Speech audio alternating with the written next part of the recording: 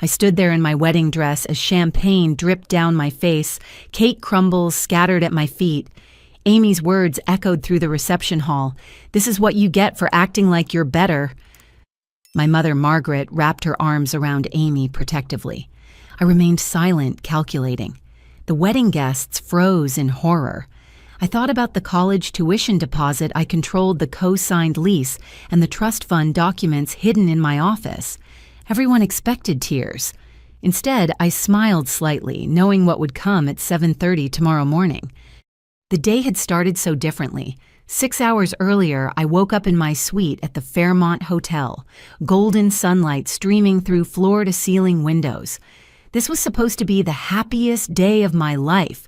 Sarah and Jennifer, my two best friends since high school, were already bustling around the room, laying out makeup brushes and adjusting the steamer for my dress. "You're glowing, Jordan," Sarah said, handing me a cup of coffee prepared exactly how I liked it. 2 sugar splash of oat milk. These were the friends who knew me inside and out, who had held my hand through every heartbreak and celebrated every triumph over the past 15 years. Jennifer checked her phone and frowned slightly. "Amy just texted. She's running late." Of course she was. My younger sister had never been on time for anything in her entire 24 years of life. I pushed down the familiar twinge of irritation and focused on the positive. Today was about Michael and me, about the future we were building together. By the time Amy arrived 45 minutes late, the hairstylist was already working on my updo. She burst through the door without knocking, her energy immediately shifting the atmosphere in the room.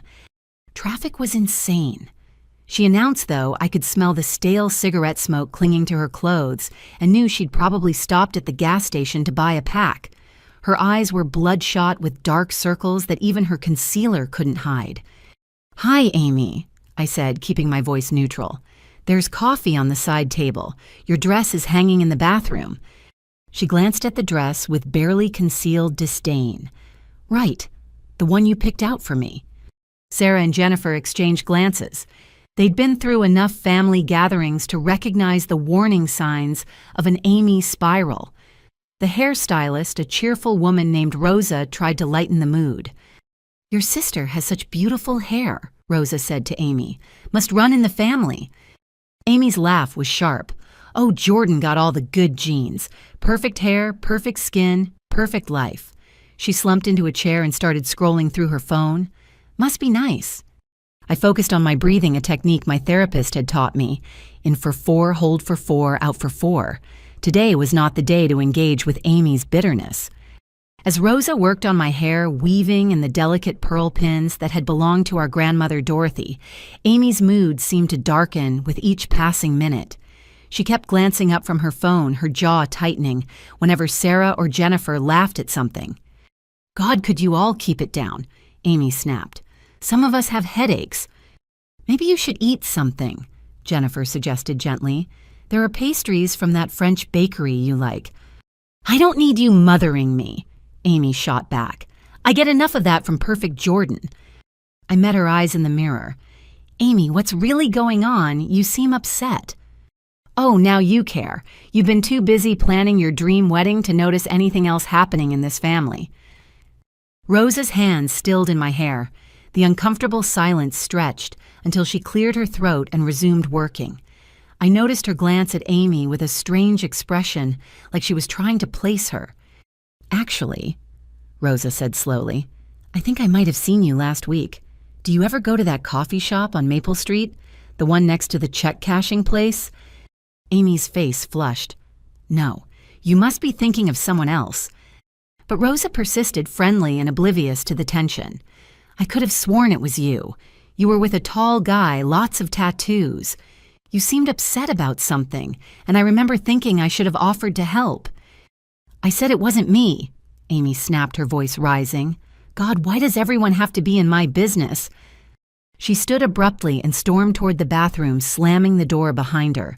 Through the thin walls, we could hear her on the phone, her voice low and urgent. Sarah touched my shoulder gently. "You okay?" I nodded, though my stomach was starting to churn with familiar dread. Amy's moods had been getting worse over the past few months, but I'd been so focused on wedding planning that I'd pushed my concerns aside. When it came time to pay Rosa for her services, I pulled out my credit card from my purse. The suite had grown quiet, Jennifer helping me into my robe while Sarah organized the jewelry. I thought Amy was still in the bathroom, but as I entered my PIN into Rosa's mobile card reader, I caught a flash of movement in the mirror. Amy stood behind me, her phone held at an angle that gave her a clear view of the screen. Our eyes met in the reflection, and she quickly lowered her phone, but not before I saw her thumb moving across the screen as if she were typing. "What are you doing?" I asked, turning to face her. "Nothing, just checking the time." She held up her phone, showing the lock screen. "We should get moving soon, right? Don't want to be late for the family photos." But as she turned away, I saw her phone light up with a message notification. The sender's name was Derek, and though I only caught a glimpse, the preview showed, "Got it. Tonight we move forward." My blood ran cold. Derek was a name I'd heard Amy mention a few times, always evasively. A friend from work she'd said, though, Amy had been unemployed for months. I wanted to confront her right then, but Sarah was holding up my wedding dress, and Jennifer was talking about the schedule, and Rosa was packing up her supplies with a concerned look on her face. I forced myself to smile and step into the dress, all while my mind raced. What had Amy photographed? What were they planning to move forward with tonight? And why did I have the sinking feeling that my wedding day was about to become something far different than I'd imagined? As Sarah zipped up the back of my dress, I made a mental note to check my credit card activity later. But for now, I had to focus. I had family photos to take, a ceremony to get through, and a growing certainty that my sister was planning something that would test every ounce of composure I possessed. The morning that had started with such promise was already beginning to crack at the edges, like a photograph left too long in the sun. And somehow I knew this was only the beginning. The gardens at Riverside Manor were everything I dreamed of for our wedding photos. Centuries-old oak trees created natural archways draped with Spanish moss, while carefully manicured rose bushes added splashes of cream and blush pink against the emerald grass. The photographer Marcus was already setting up his equipment when our wedding party arrived. "Absolutely stunning," Marcus said, his camera clicking as he took test shots. "The light is perfect right now. Let's start with the immediate family." My mother Margaret hurried over her lavender mother-of-the-bride dress swishing around her ankles. She'd lost weight for the wedding, gotten her hair professionally colored, and looked younger than her 58 years. But the tight smile on her face told me she was already in management mode. "Amy, sweetie, come stand next to your sister." Margaret called out, her voice carrying that false brightness she used when trying to pretend everything was fine. Amy dragged her feet like a sullen teenager, positioning herself as far from me as possible while still being in the frame. Marcus noticed the distance immediately. "Ladies, let's close that gap a bit. This is a celebration of family." He gestured for Amy to move closer. "I'm fine where I am," Amy muttered. Margaret's smile became even more strained. "Amy, please, for your sister." "Everything's always for Jordan, isn't it?" Amy said under her breath, but she moved a half-step closer. Marcus began shooting his assistant, holding a reflector to soften the shadows. Through it all, Amy's expression remained stony, her smile never reaching her eyes. "Beautiful, now let's have Mom in the middle, arms around both daughters," Marcus directed. As Margaret positioned herself between us, she whispered in that way mothers do when they're trying to fix things without anyone noticing. "Amy, honey, what's wrong?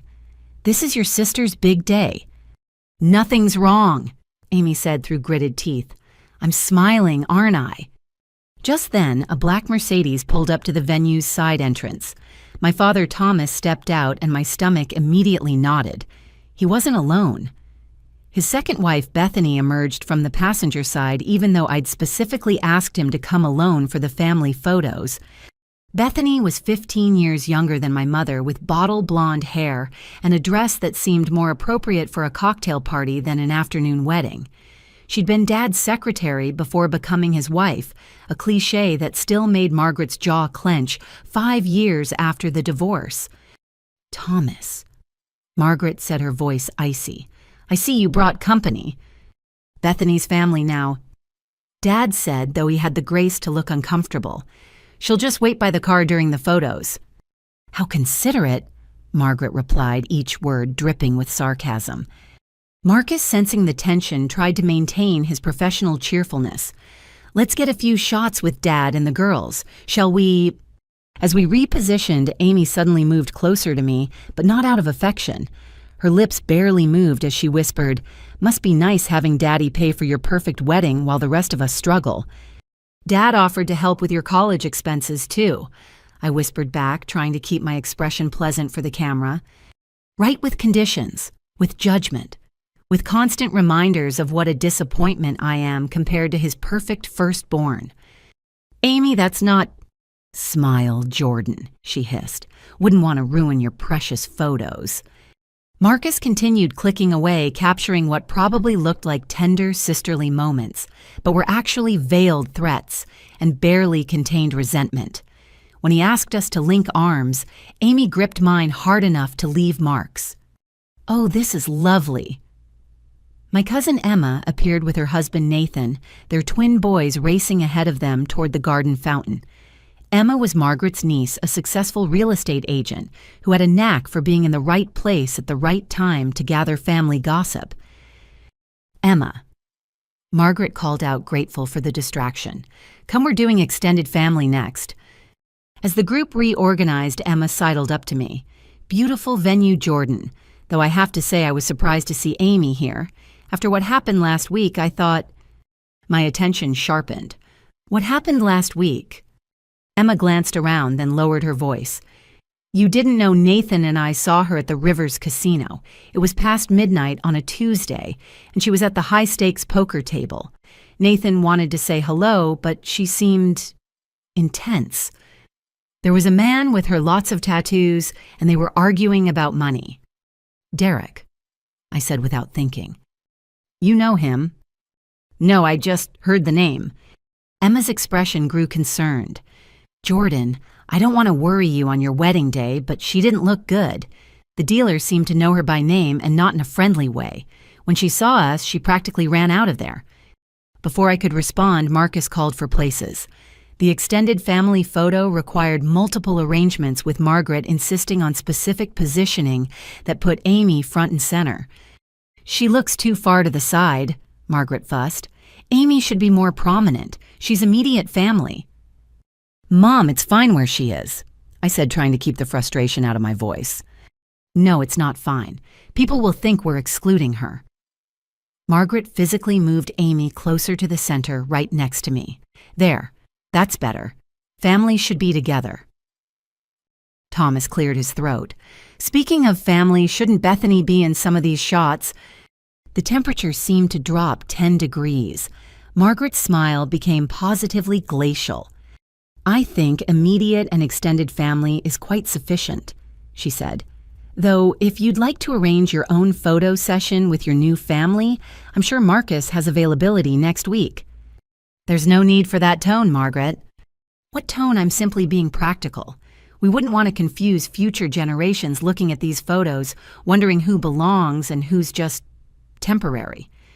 Amy suddenly laughed, a harsh sound that made everyone turn. "God, you're all such hypocrites, standing here pretending to be this perfect family when we can barely stand to be in the same room together." "Amy," Margaret gasped, "that's enough."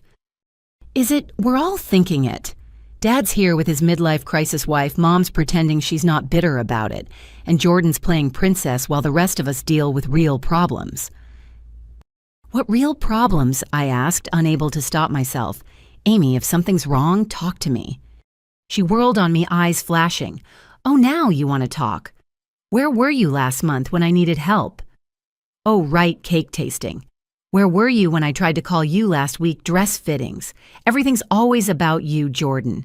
Your college graduation, your engagement, your wedding. When is it ever about anyone else?"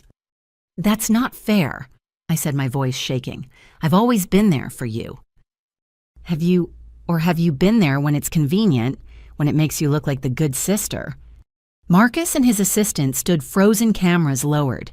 The extended family members shifted uncomfortably, some pretending to check their phones, while others watched with barely concealed fascination. This was prime family drama, the kind that would be dissected at holiday dinners for years to come. Margaret stepped between us, her hands fluttering like nervous birds. "Girls, please. Not here. Not now. We can discuss this later privately." "There is no later with Jordan." Amy spat. "After today, she'll be too busy with her perfect husband in her perfect house, living her perfect life to remember she has a sister." "Amy, you're being dramatic," Thomas said, finally speaking up. "Your sister has included you in everything." "Included me?" Amy's laugh was bitter. "Like I'm some charity case, some obligation to check off her list." "You're twisting everything," I said, anger finally breaking through my careful composure. "I asked you to be my maid of honor. You said no. I asked you to help plan. You were too busy. Every time I've reached out, you've pushed me away, and now you want to blame me for the distance between us? I said no to being maid of honor because I knew you only asked out of obligation, because Mom would have thrown a fit if you didn't." "That's not true. Isn't it? Tell me one time in the last year you've called me just to talk, not about wedding stuff, not about family obligations, just to see how I was doing." I opened my mouth, then closed it. The silence stretched between us like a chasm. Emma chose that moment to intervene. "You know, stress does funny things to people. Wedding planning is hard on everyone. Amy, I'm sure Jordan didn't mean to neglect." "Don't," Amy cut her off. "Don't make excuses for her. You all do that. Poor Jordan, so busy, so important, so stressed. What about my stress? What about my life?" "What stress?" I asked, genuinely confused now. "Amy, you live at home. Mom and Dad pay your bills. You dropped out of college, quit every job after a few weeks. What exactly is so stressful about your life?" The moment the words left my mouth, I knew I'd gone too far. Amy's face went pale, then flushed deep red. "You have no idea," she said, her voice low and dangerous. "No idea what I'm dealing with, what I've sacrificed. But you'll find out. Tonight you'll all find out exactly what kind of person perfect Jordan really is." She turned and stalked away, leaving the rest of us in stunned silence. Margaret immediately went after her, calling her name, while Thomas rubbed his temples like he was fighting a headache. Marcus cleared his throat delicately. "Perhaps we should take a short break. The light will still be good in 15 minutes. As the group dispersed, Emma caught my arm.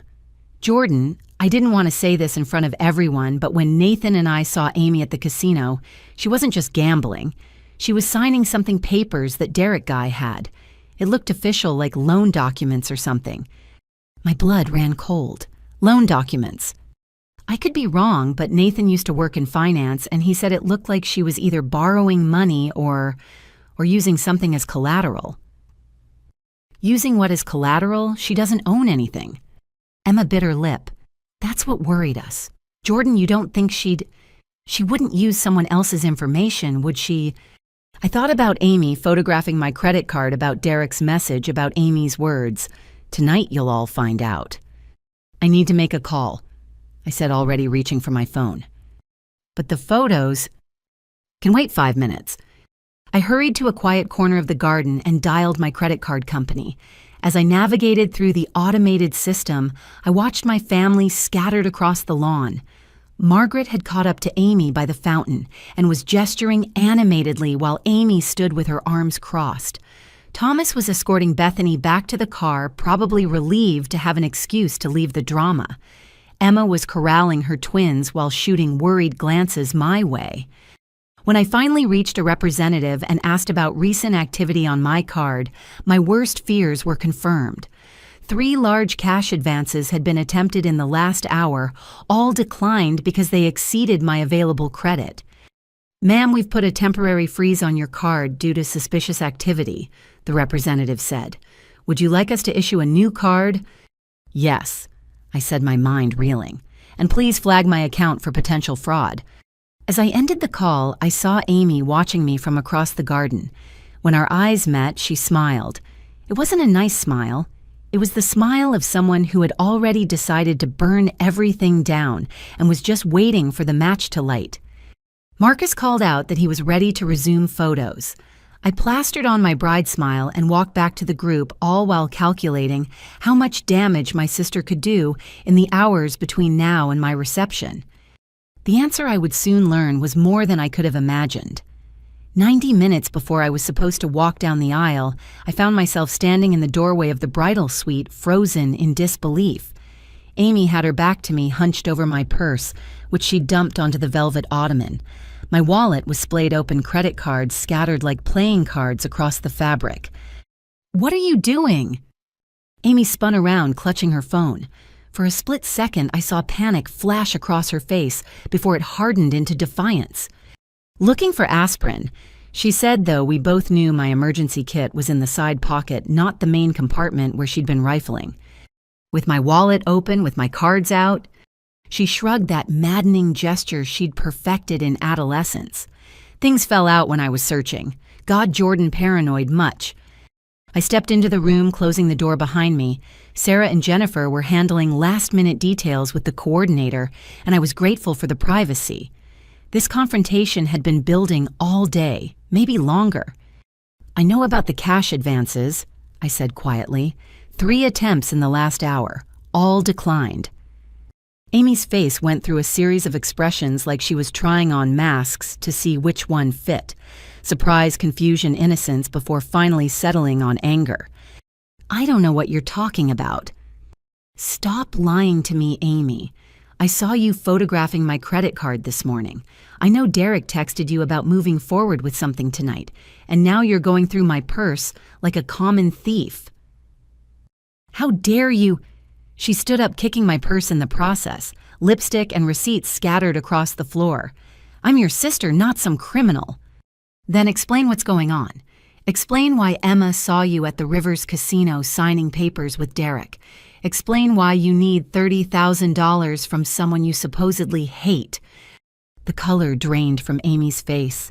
She sank onto the ottoman, suddenly looking younger than her 24 years. "You don't understand," she whispered. "Then help me understand." For a moment, I thought she might actually tell me the truth. Her shoulders sagged and tears gathered in her eyes. But then her phone buzzed with an incoming text, and I watched her transformation in real time. The vulnerability vanished, replaced by something harder, meaner. "Fine. You want the truth? I'm drowning Jordan. Drowning in debt that started as a few poker games to blow off steam and turned into something I can't control. Derek said he'd help, said he knew ways to get quick cash, but everything has interest. Everything has consequences. How much do you owe?" $30,000 to the wrong people. The kind of people who don't accept payment plans or excuses. She laughed bitterly. "But you wouldn't understand that, would you, perfect Jordan with her perfect credit score and her perfect financial planning?" "So your solution was to steal from me?" "Borrow," she snapped. "I was going to pay you back. With what money? You don't have a job. You dropped out of college. You live with Mom and—" I stopped, a horrible realization dawning. "Oh my God, you didn't drop out, did you? You were kicked out. For what? Gambling, stealing?" Amy's silence was answer enough. "How long has Mom known?" "She doesn't.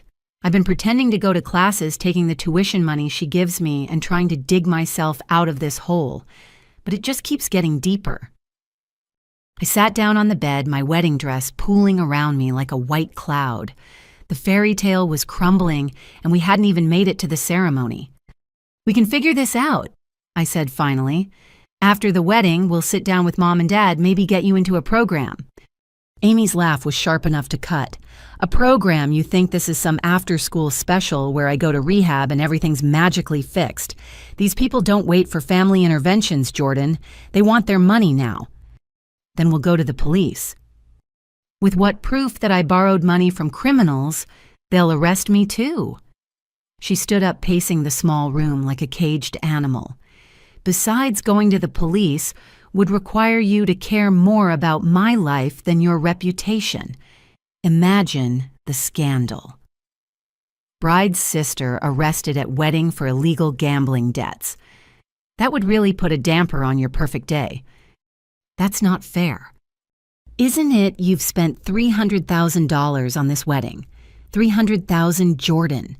Do you know what I could do with even a fraction of that? That's not... Michael's family contributed and we saved for years. Must be nice to have someone to save with, someone whose family can just contribute 6 figures like it's nothing. Amy's voice was rising now, years of resentment pouring out. Meanwhile, I'm sleeping in my childhood bedroom, afraid to answer my phone because it might be someone threatening to break my legs. Why didn't you come to me sooner before it got this bad? When during your engagement party where you announced your promotion, at your bridal shower where everyone gave you Le Creuset cookware that costs more than my car payment, at your bachelorette weekend in Napa where you spent more on wine than I owe in student loans, each word was an accusation, each example a knife twisted deeper. I would have helped, I insisted. No, you would have judged. You would have lectured me about responsibility and making better choices, all while flashing that ring that costs more than Mom's annual salary. I looked down at my engagement ring, a 2-carat cushion cut that Michael had saved for months to buy. It had never occurred to me how it might look to Amy struggling with debt while I planned a lavish wedding. So what's your plan? I asked. Steal my identity, ruin my credit, destroy my life because yours is a mess. Amy's phone buzzed again. She glanced at it and her expression hardened. You know what? Maybe I will. Maybe it's time you understood what it feels like to have everything fall apart, to have creditors calling to be afraid to feel like you're drowning while everyone around you is breathing just fine. Amy, you're talking crazy. This is illegal. You could go to jail. I'm already in jail, she screamed. A jail made of bad decisions and worse options. At least in actual jail, I'd get 3 meals a day and wouldn't have to watch my perfect sister live the life I'll never have. The door burst open. Margaret stood there, taking in the scene, me on the bed looking stricken, Amy red-faced and shaking my belongings scattered across the floor. What is going on here? She didn't wait for an answer, immediately going to Amy. Sweetheart, what's wrong? What has Jordan done? What have I done?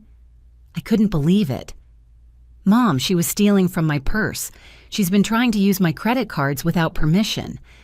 Margaret's arm around Amy tightened protectively. There must be a misunderstanding. Amy would never... She just admitted it. I stood up, wedding dress rustling. She owes $30,000 to dangerous people. She's been lying about college, stealing your tuition money. Stop it, Margaret said sharply. Just stop. Your sister is clearly having a hard time, and instead of helping, you're making accusations. On your wedding day, Jordan. How could you... I stared at them, mother and daughter united against me, a tableau I'd seen countless times throughout my childhood. Amy could do no wrong in Margaret's eyes. Every failure was someone else's fault, every consequence too harsh for her baby girl. She photographed my credit card. She attempted fraud. These aren't accusations, Mom, they're facts. If Amy needed money, she would have asked. She wouldn't steal. Margaret's voice was firm, but I saw the flicker of doubt in her eyes. Tell her, sweetheart. Tell Jordan this is all a misunderstanding. Amy buried her face in Margaret's shoulder, shoulders shaking with what looked like sobs, but produced no tears. I'm so sorry, she mumbled. I saw Jordan's cards and thought maybe I could borrow some money for textbooks. I was going to ask, but she started yelling at me, accusing me of terrible things. Textbooks. I laughed, but there was no humor in it. She hasn't been to class in months, Mom. She was kicked out of college. That's a lie. Amy pulled away from Margaret, eyes flashing. See, this is what she does. She twists everything makes me look bad so she looks better by comparison. Margaret looked between us, and I could see her making the choice she always made, the one that required the least painful truth. Jordan, it's your wedding day. Can't you just let this go? Whatever happened, I'm sure Amy didn't mean any harm. She admitted to trying to steal $30,000 from me. I admitted to being in debt, Amy corrected. I never said I tried to steal anything. Jordan's so paranoid she probably saw me looking for aspirin and invented this whole story. It was masterful, really. The way she could twist reality, make me look like the unreasonable one. She'd had years of practice, and Margaret had been her willing audience for every performance. "Check her phone," I said desperately. "Check the texts from Derek. Check the photos she took of my credit card." Amy clutched her phone to her chest. "This is private property. She has no right—" "I'm trying to protect myself from fraud." "Girls, please." Margaret stepped between us. "This is getting out of hand. Jordan, you need to finish getting ready. Amy, come with me. We'll give your sister some space to calm down." "I don't need to calm down. I need you to acknowledge what's happening here. Amy is in serious trouble, and enabling her is only making it worse." Margaret's face hardened. "I've had enough of your accusations. Your sister has struggles, yes, but that doesn't make her a criminal. You've always been jealous of the attention she needs, always resentful that everything isn't about you. Jealous." I couldn't believe what I was hearing. "Mom, I'm trying to help her. By humiliating her, by accusing her of theft on what should be a happy day, that's not help, Jordan.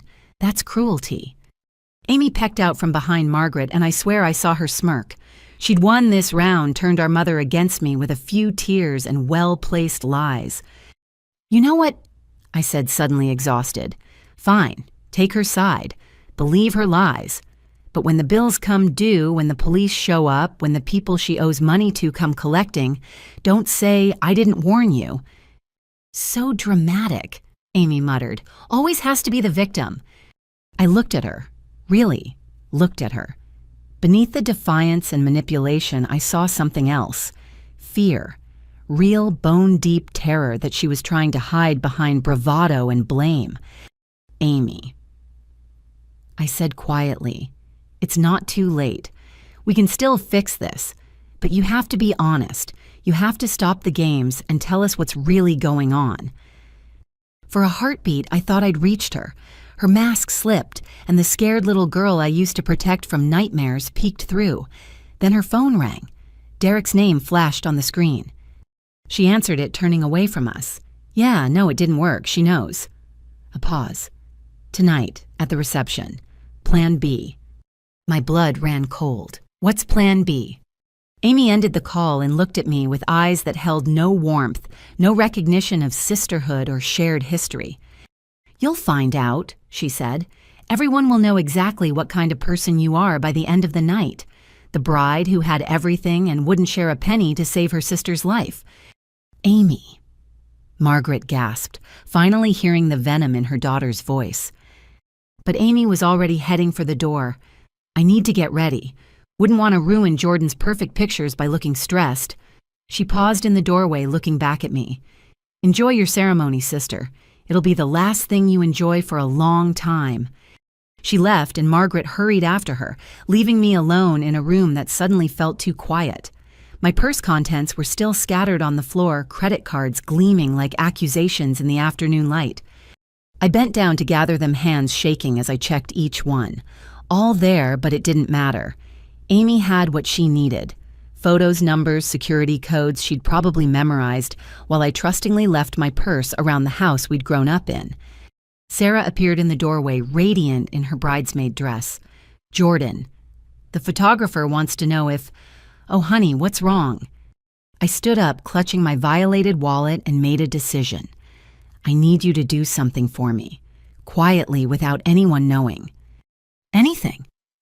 "Call Patricia Chen. She's at table 12. Tell her I need to see her privately before the ceremony." "The lawyer, Jordan, what's going on?" I looked at my reflection in the mirror. Bride hair, bride makeup, bride dress. But underneath it all, I was just a woman who'd finally realized that love without boundaries wasn't love at all. It was enabling, and I was done being an enabler. "I'm protecting myself," I said, "and possibly saving my sister from herself, even if she hates me for it."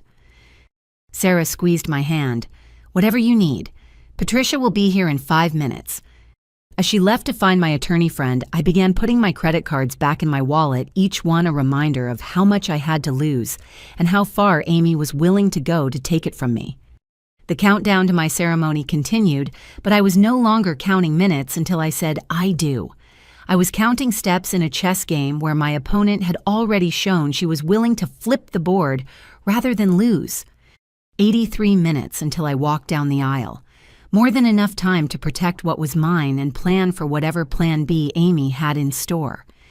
The bride was done being a victim. It was time to be strategic. The string quartet began the opening notes of Canon in D, and 800 guests rose to their feet.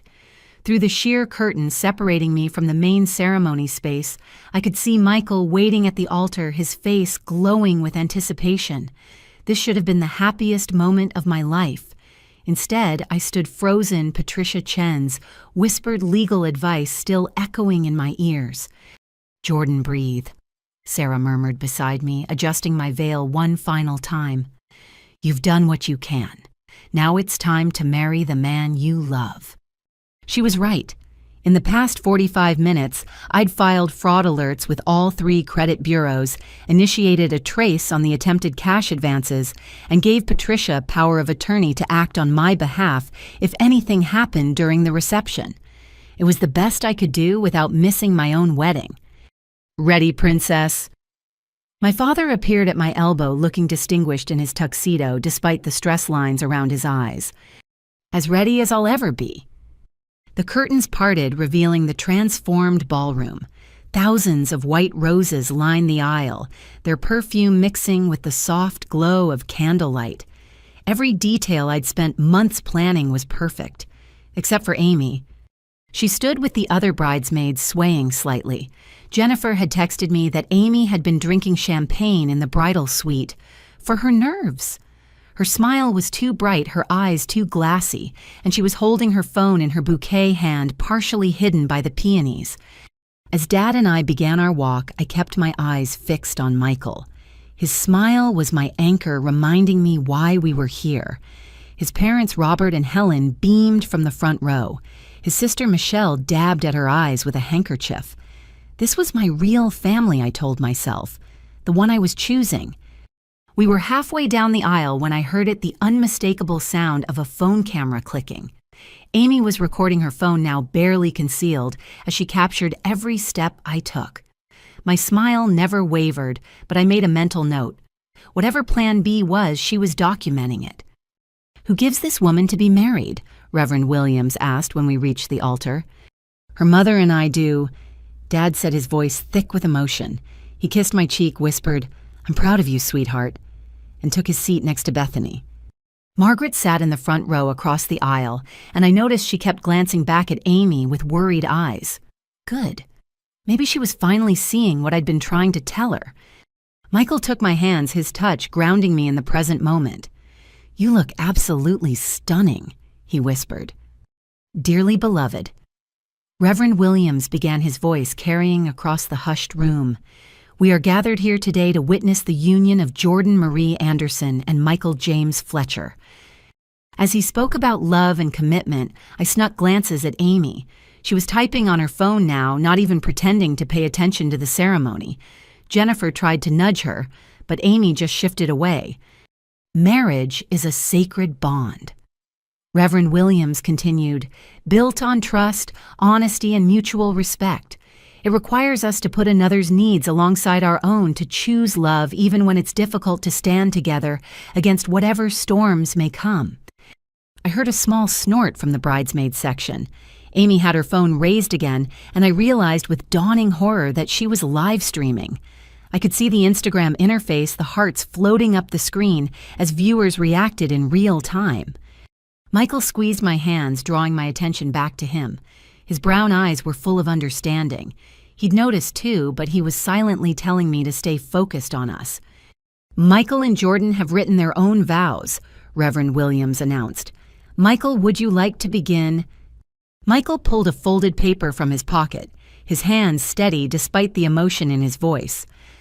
Jordan, from the moment you walked into that coffee shop 5 years ago, arguing on the phone with a client about contract terms, I knew you were someone special. Your passion, your integrity, your fierce loyalty to the people you love all drew me in. I smiled through tears remembering that day. I'd been so embarrassed when I realized how loud I'd been talking, but Michael had just grinned and offered to buy me a coffee for the entertainment. You've shown me what it means to love without reservation, to trust completely, and to build a life based on shared values and dreams. I promise to support your ambitions, to celebrate your victories, to comfort you in defeats, and to stand by your side no matter what challenges we face. I choose you today and every day for the rest of our lives. The guests murmured appreciatively, and I saw several people wiping their eyes. Amy, however, was narrating into her phone in a stage whisper. Beautiful vows. Wonder if he knows what his bride did this morning. Stay tuned, folks. It's about to get interesting. Margaret half rose from her seat, clearly torn between stopping Amy and not causing a scene. She settled for a furious glare that Amy completely ignored. Jordan, Reverend Williams prompted gently, "Your vows." I took a breath, pushing away thoughts of fraud alerts and live streams. This was my moment with Michael, and I wouldn't let Amy steal it. Michael. I began, my voice stronger than I expected. You came into my life when I thought I had everything figured out. I had my career path, my 5-year plan, my carefully controlled world. Then you smiled at me over a coffee cup and asked if I always planned out my arguments with such precision, and suddenly all my plans didn't matter anymore. He grinned at the memory, and I felt my tension ease slightly. You've taught me that love isn't about control or perfection.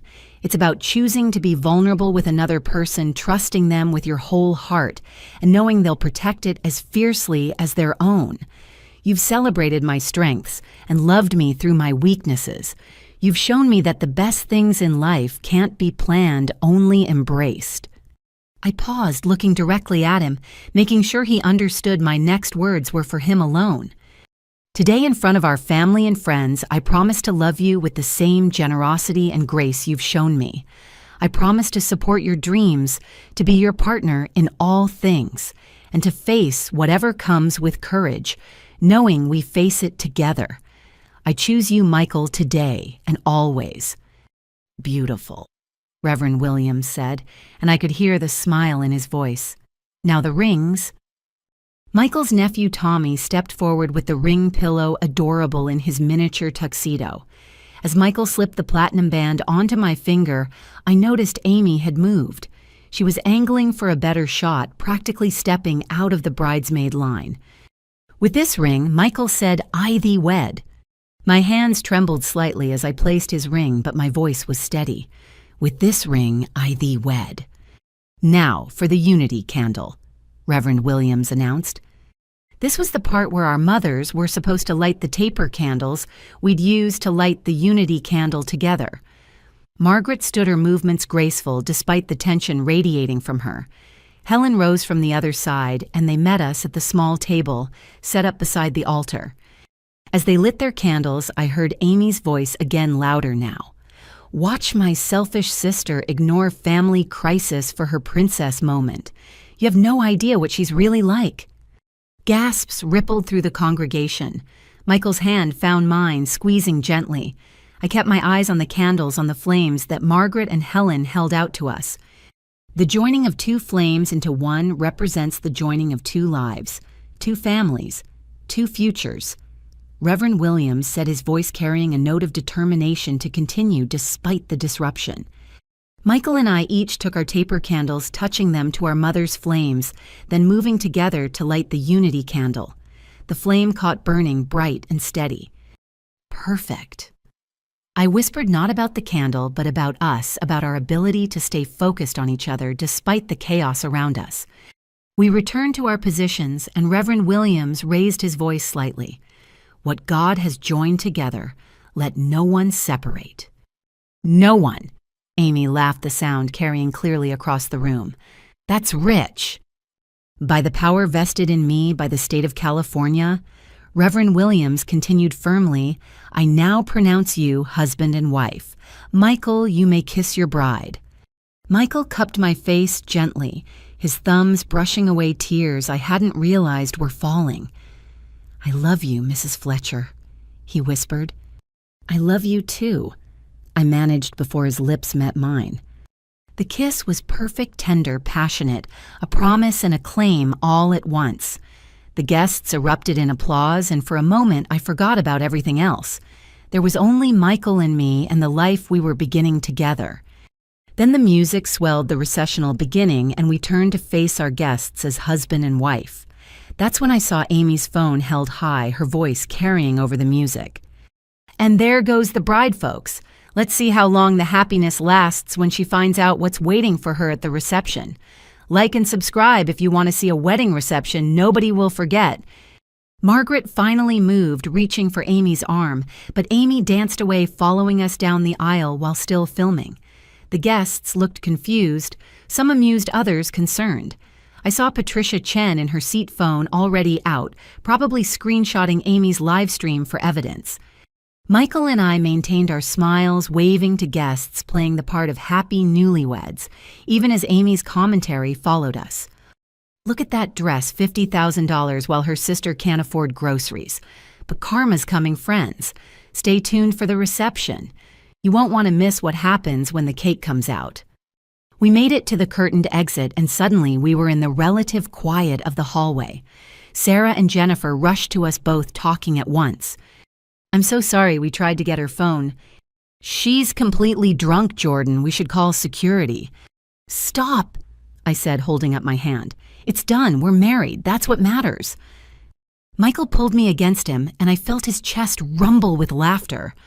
Well, that was certainly memorable. Despite everything, I found myself laughing too. Not quite the ceremony I planned. "Mrs. Fletcher," he said, tilting my chin up, "I would marry you in a hurricane with your sister live streaming and a mariachi band playing death metal if it meant I got to call you my wife." "I love you," I said, meaning it with every fiber of my being. "I love you too. Now what do you say we go to our reception and handle whatever plan B your sister has cooked up?" I thought about the precautions I'd taken, the legal protections Patricia had helped me put in place. Amy thought she was going to destroy me tonight, but she had no idea what was coming. The college fund I controlled as trustee, the co-signed lease that required my approval for any changes, the trust fund documents that named me as executor with full discretionary powers. "You know what?" I said, linking my arm through his. "Let's do exactly that. But first, I need to make one quick stop at the bridal suite. There's something in the safe I need to get." "The trust documents?" Michael asked quietly. I nodded. Patricia said to have them ready, just in case we need to take immediate action. "My brilliant, prepared wife," he said with admiration. "Amy has no idea who she's messing with." As we headed toward the bridal suite, I could hear the cocktail hour beginning in the garden, the sound of laughter and clinking glasses. Normal wedding sounds. But I could also hear Amy's voice still narrating to her phone, still promising drama to come. She wanted to put on a show, fine, but she'd forgotten one crucial thing. I'd been watching her performances my whole life. I knew all her tricks, all her manipulations. And more importantly, I knew how to write my own ending.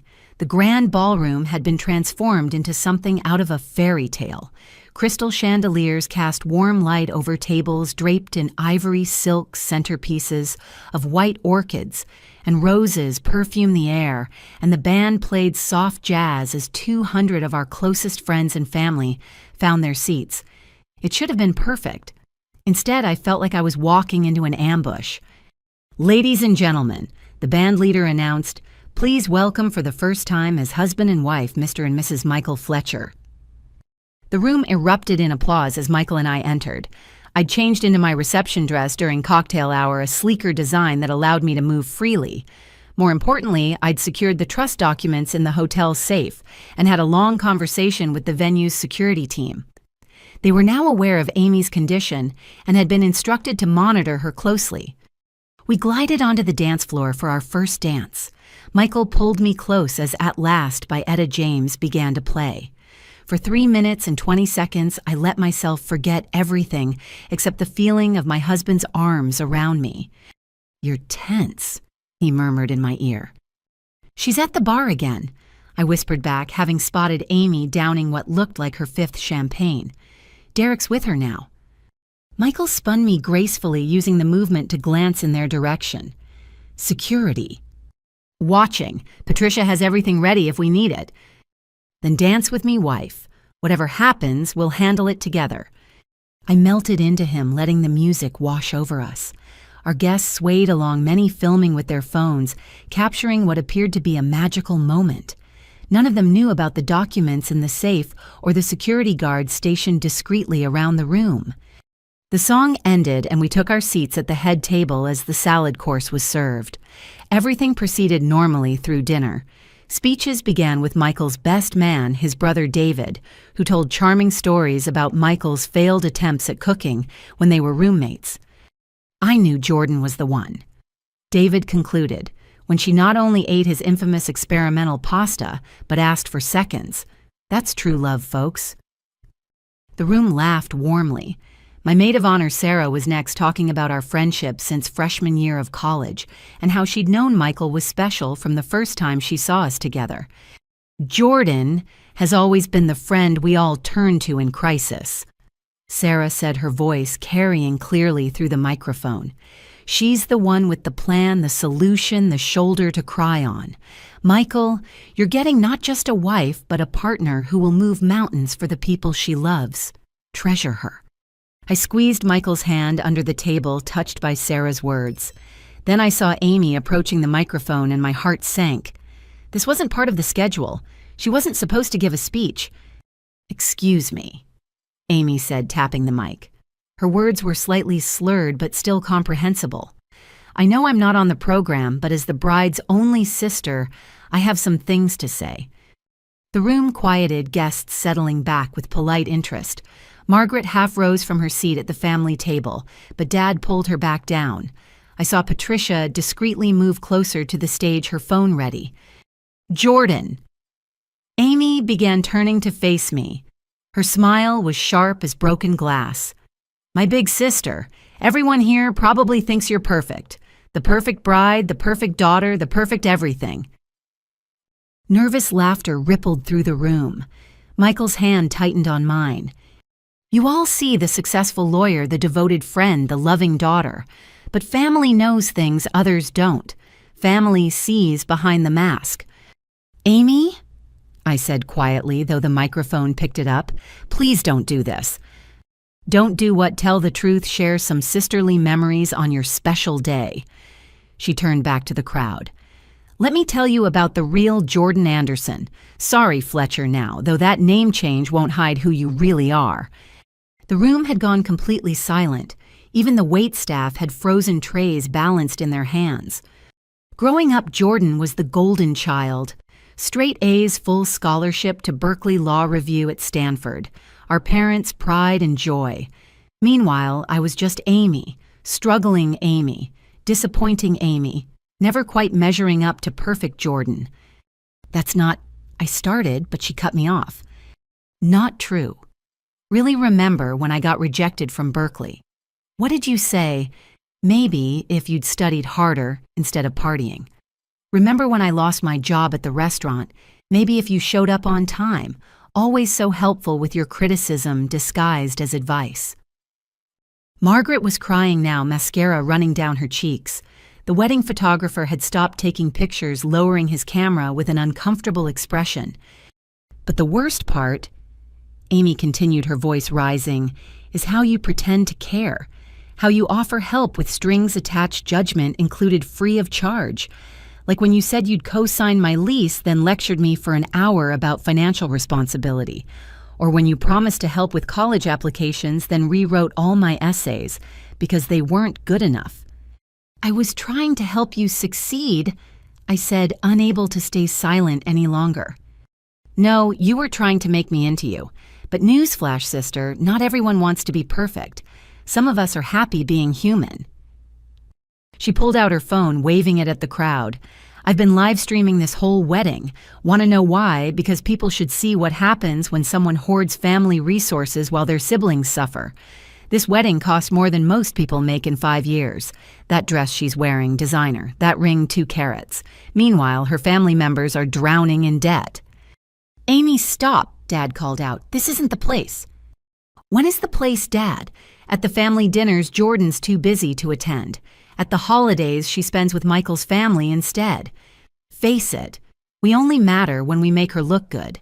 The supportive family in her wedding photos, the relatives to mention in her bio, props in the Jordan show. She swayed slightly, gripping the microphone stand for balance. But here's the best part. Our grandmother Dorothy left us both money in her will, equal amounts. Guess who controlled it as trustee? Guess who decided I wasn't responsible enough to have access to my own inheritance? Gasps went through the crowd. This was family business, private matters being aired like dirty laundry. I felt exposed, humiliated, but also angry. She was twisting everything, leaving out crucial context. The trust had conditions, I said loudly. Educational purposes only until age 25 or completion of a degree. I didn't write the rules, I just enforced them. Enforce them, Amy repeated mockingly. Like a prison guard, like a dictator, never once considering that maybe I needed that money for other things, important things, life-saving things. Gambling debts are not life-saving. The words escaped before I could stop them. The room collectively inhaled. Amy's face went red, then white. There it is, she said softly, but the microphone carried every word. Perfect Jordan sitting in judgment. Yes, I have gambling debts. Yes, I made mistakes. But you know what? At least I admit my flaws. I don't pretend to be something I'm not. She turned to address Michael. Good luck, brother-in-law.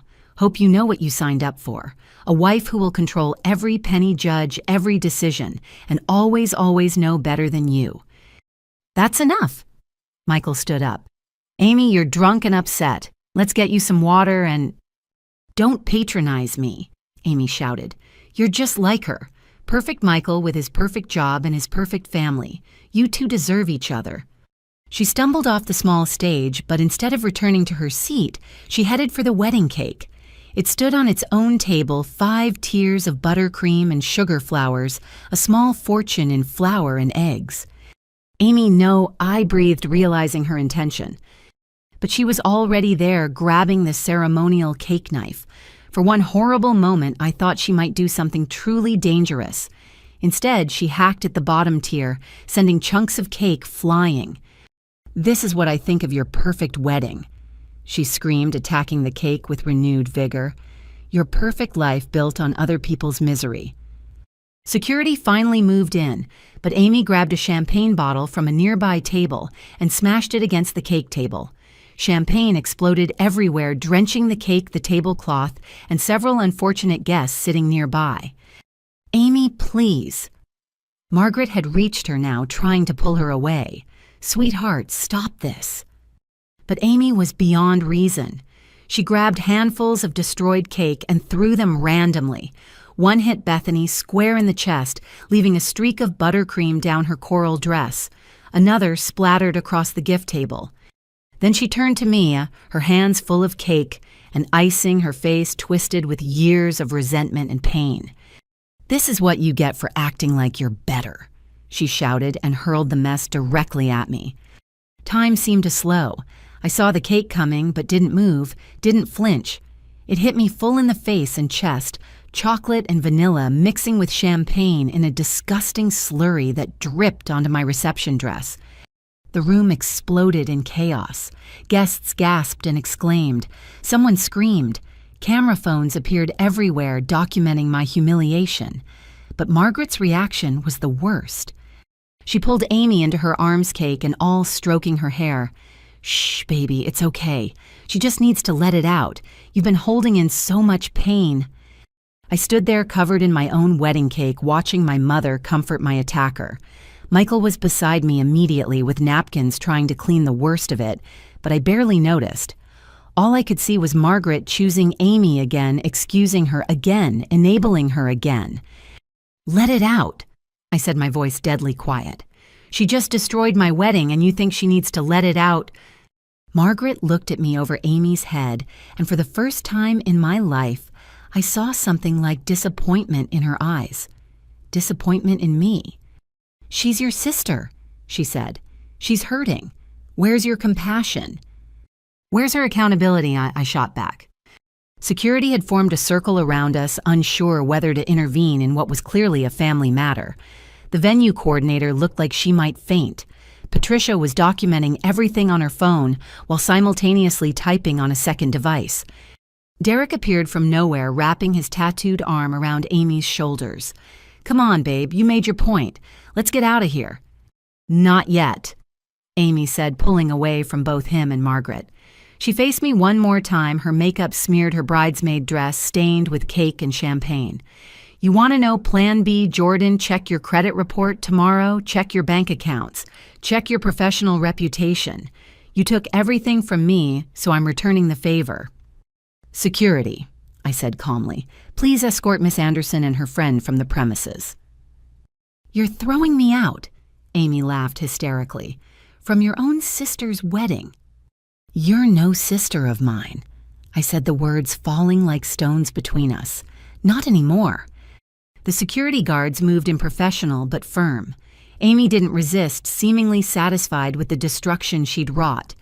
As they led her toward the exit, she called out one more time, "Enjoy your perfect life, Jordan. Hope it was worth losing your family for—" The ballroom doors closed behind them with a decisive click. In the silence that followed, I surveyed the damage. The cake was destroyed. Several guests were covered in debris. The gift table was soaked with champagne. My reception dress was ruined. But I was still standing, still married, still surrounded by people who loved me without conditions or manipulation. "Ladies and gentlemen," Michael said, taking the microphone with remarkable composure, "we apologize for that unexpected entertainment. If everyone could give us just a few minutes to clean up, we'll continue with the celebration. After all, it wouldn't be a Fletcher family event without at least one dramatic story for the grandkids, right?" Nervous laughter filled the room. People began moving, staff rushed to clean up, and somehow impossibly life went forward. Helen, Michael's mother, approached with a tablecloth she'd commandeered. "Come on, dear, let's get you cleaned up. I have a feeling you planned for contingencies, didn't you?" I nodded, grateful for her practical kindness. "I have another dress in the bridal suite." "Of course you do." She smiled warmly. "That's why you're perfect for our Michael. You think ahead." As she led me away, I caught sight of Margaret still standing where Amy had left her, looking lost and older than her years. Our eyes met across the room, and I saw the moment she realized she'd chosen wrong. But it was too late. Some bridges, once burned, couldn't be rebuilt with tears and apologies. I had a reception to salvage, a marriage to celebrate, and a sister to deal with legally. The cake could be replaced. My dress could be changed. But the lines had been drawn in buttercream and champagne, and there was no going back. The show, as they say, must go on, and Amy had no idea what kind of show she'd really started. I stood in the bridal suite 20 minutes later, Sarah and Jennifer working efficiently to help me into my third dress of the day, a sleek champagne number I'd originally planned to wear for our send-off. My hair had been repinned, makeup retouched, and from the neck up, you'd never know I'd just been assaulted with wedding cake. "The venue is comping the entire cake cost," Jennifer reported, scrolling through her phone. "They're also rushing a sheet cake from their backup kitchen so you can still do the cutting ceremony. And security has Amy and Derek on the banned list," Sarah added, fastening the last hook. "They won't be getting back in." A knock at the door interrupted us.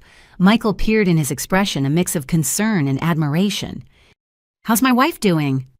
"Your wife is plotting," I said honestly, "and ready to return to the party." He entered fully, and I saw he'd changed his shirt and tie. Cake shrapnel had traveled farther than we'd thought. "Patricia needs 2 minutes when you're ready," he said. "She's found some interesting information."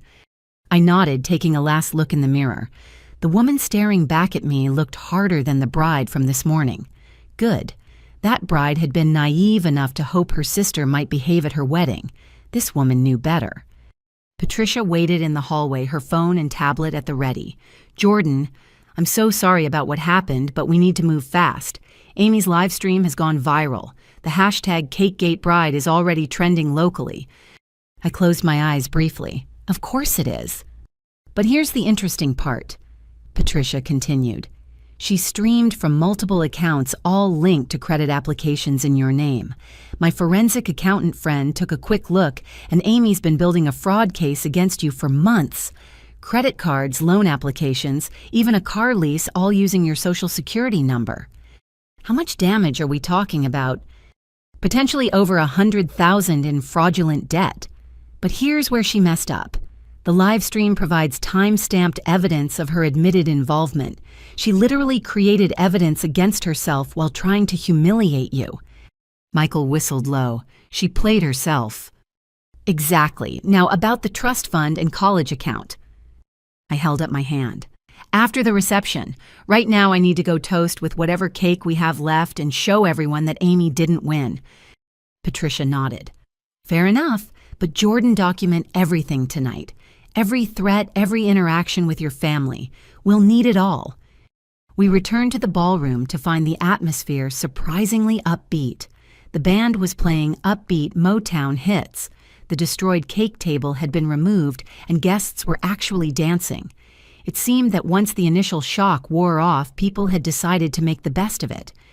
There she is, someone called out, and applause rippled through the room. I waved, managing a genuine smile. These people had come to celebrate with us, and I wouldn't let Amy steal any more of our joy. The venue coordinator appeared with a simple but elegant sheet cake decorated with fresh flowers.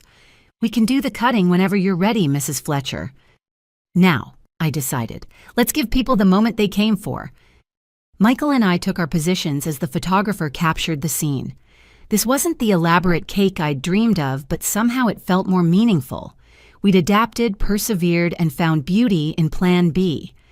For better or worse, Michael murmured as we positioned the knife together. We've already covered worse, I replied. Everything from here is better. We cut the cake to cheers and applause, and I noticed several guests wiping tears. There was something powerful about refusing to let destruction have the final word. As we fed each other small bites, avoiding the smashing tradition entirely, I heard a familiar voice from the crowd. That's my daughter. Dad called out, his voice thick with emotion. Nothing keeps her down. I found him in the crowd, standing alone. Bethany must have gone to change after the cake attack, and Margaret was nowhere to be seen. He raised his champagne glass to me, and I saw pride mixed with sorrow in his eyes. The rest of the reception unfolded with surprising grace. We did the parent dances with Dad holding me extra tight during our song. I'm sorry, he whispered. I should have stopped her sooner. Should have gotten her help years ago instead of letting your mother enable her. It's not your fault, I said, meaning it. Amy made her choices. But we made it easier for her to make bad ones, he replied. Your mother and I failed you both in different ways. When it came time for the mother-son dance, Helen graciously offered to dance with Michael since Margaret had disappeared. Watching my new mother-in-law comfort my husband, I felt a shift in my understanding of family. Blood created relatives, but choices created family. The bouquet toss came next. I turned my back to the gathered single women, took aim, and launched my roses high. The flowers sailed over their heads and landed squarely in the arms of Patricia, who looked startled but pleased. Guess I'll need to make time for dating between cases, she called out, making everyone laugh. Michael's garter toss was less dramatic but equally fun, with his cousin catching it and immediately turning red as his girlfriend cheered. As the evening wound down, I made rounds to thank guests. Many offered words of support, sharing their own stories of difficult family members. My great-aunt Eleanor, 93, and sharp as ever, pulled me aside. I cut my brother out 40 years ago, she said bluntly. Best decision I ever made. Family isn't a license to abuse. Remember that. Table by table, I discovered that Amy's performance had actually bonded our guests in unexpected ways. They were protective of us, indignant on our behalf, and determined to give us happy memories to override the disaster. Around 11, as the band played slower songs and older guests began departing the venue, coordinator approached with an envelope. "This was left at the front desk for you," she said.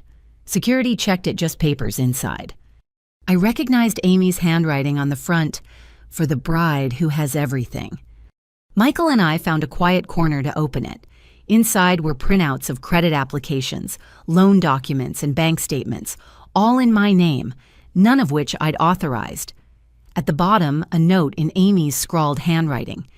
"You wanted to know Plan B, it already happened.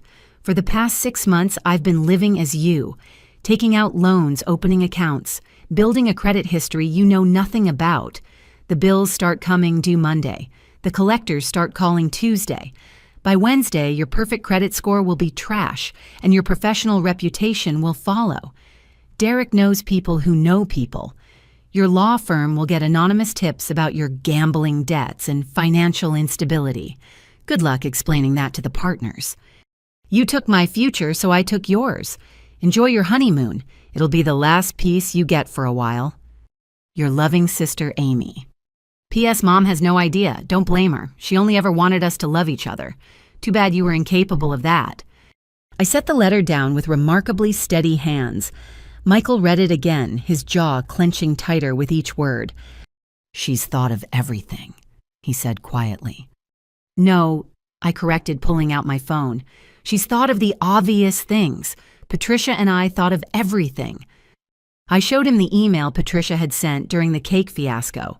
Freeze orders on all credit bureaus effective immediately. Fraud alerts with every major financial institution. A cease and desist already filed with Derek's known associates. And most importantly, a civil lawsuit prepared and ready to file first thing Monday morning. "You knew she'd do this." I suspected. Amy's predictable in her unpredictability. She always goes nuclear, but she also always telegraphs her moves. I tucked the letter into my purse. This is evidence. Her confession in writing to identity theft and conspiracy to commit fraud. So we're okay. I considered the question. Legally, we were protected. Financially, we'd weather whatever storm came. But family-wise, that damage felt irreparable. We're more than okay, I decided. We're free. No more walking on eggshells, no more enabling, no more pretending her behavior is acceptable because she's family. She drew the line. I'm just honoring it. The band announced their last song, At Last, again, and Michael pulled me onto the dance floor one more time. This time I wasn't tense. The worst had already happened, and we'd survived it.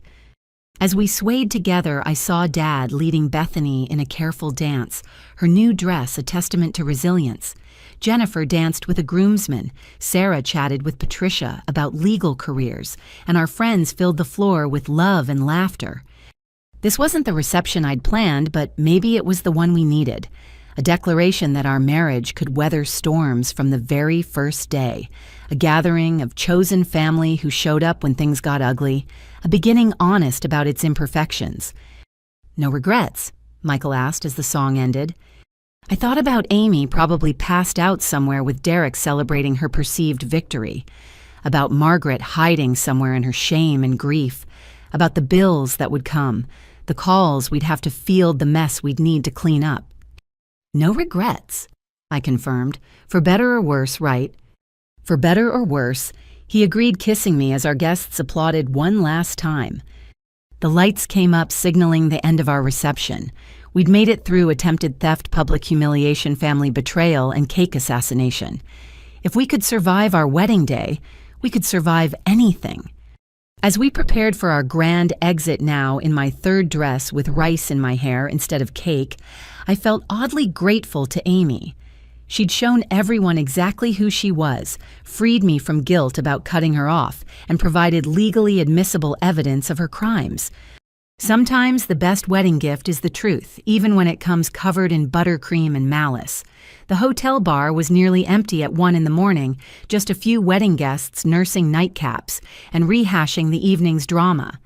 Michael and I had changed into comfortable clothes and should have been in our honeymoon suite, but adrenaline made sleep impossible.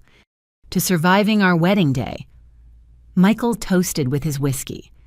I clinked my wine glass against his. To legal documentation and forward planning.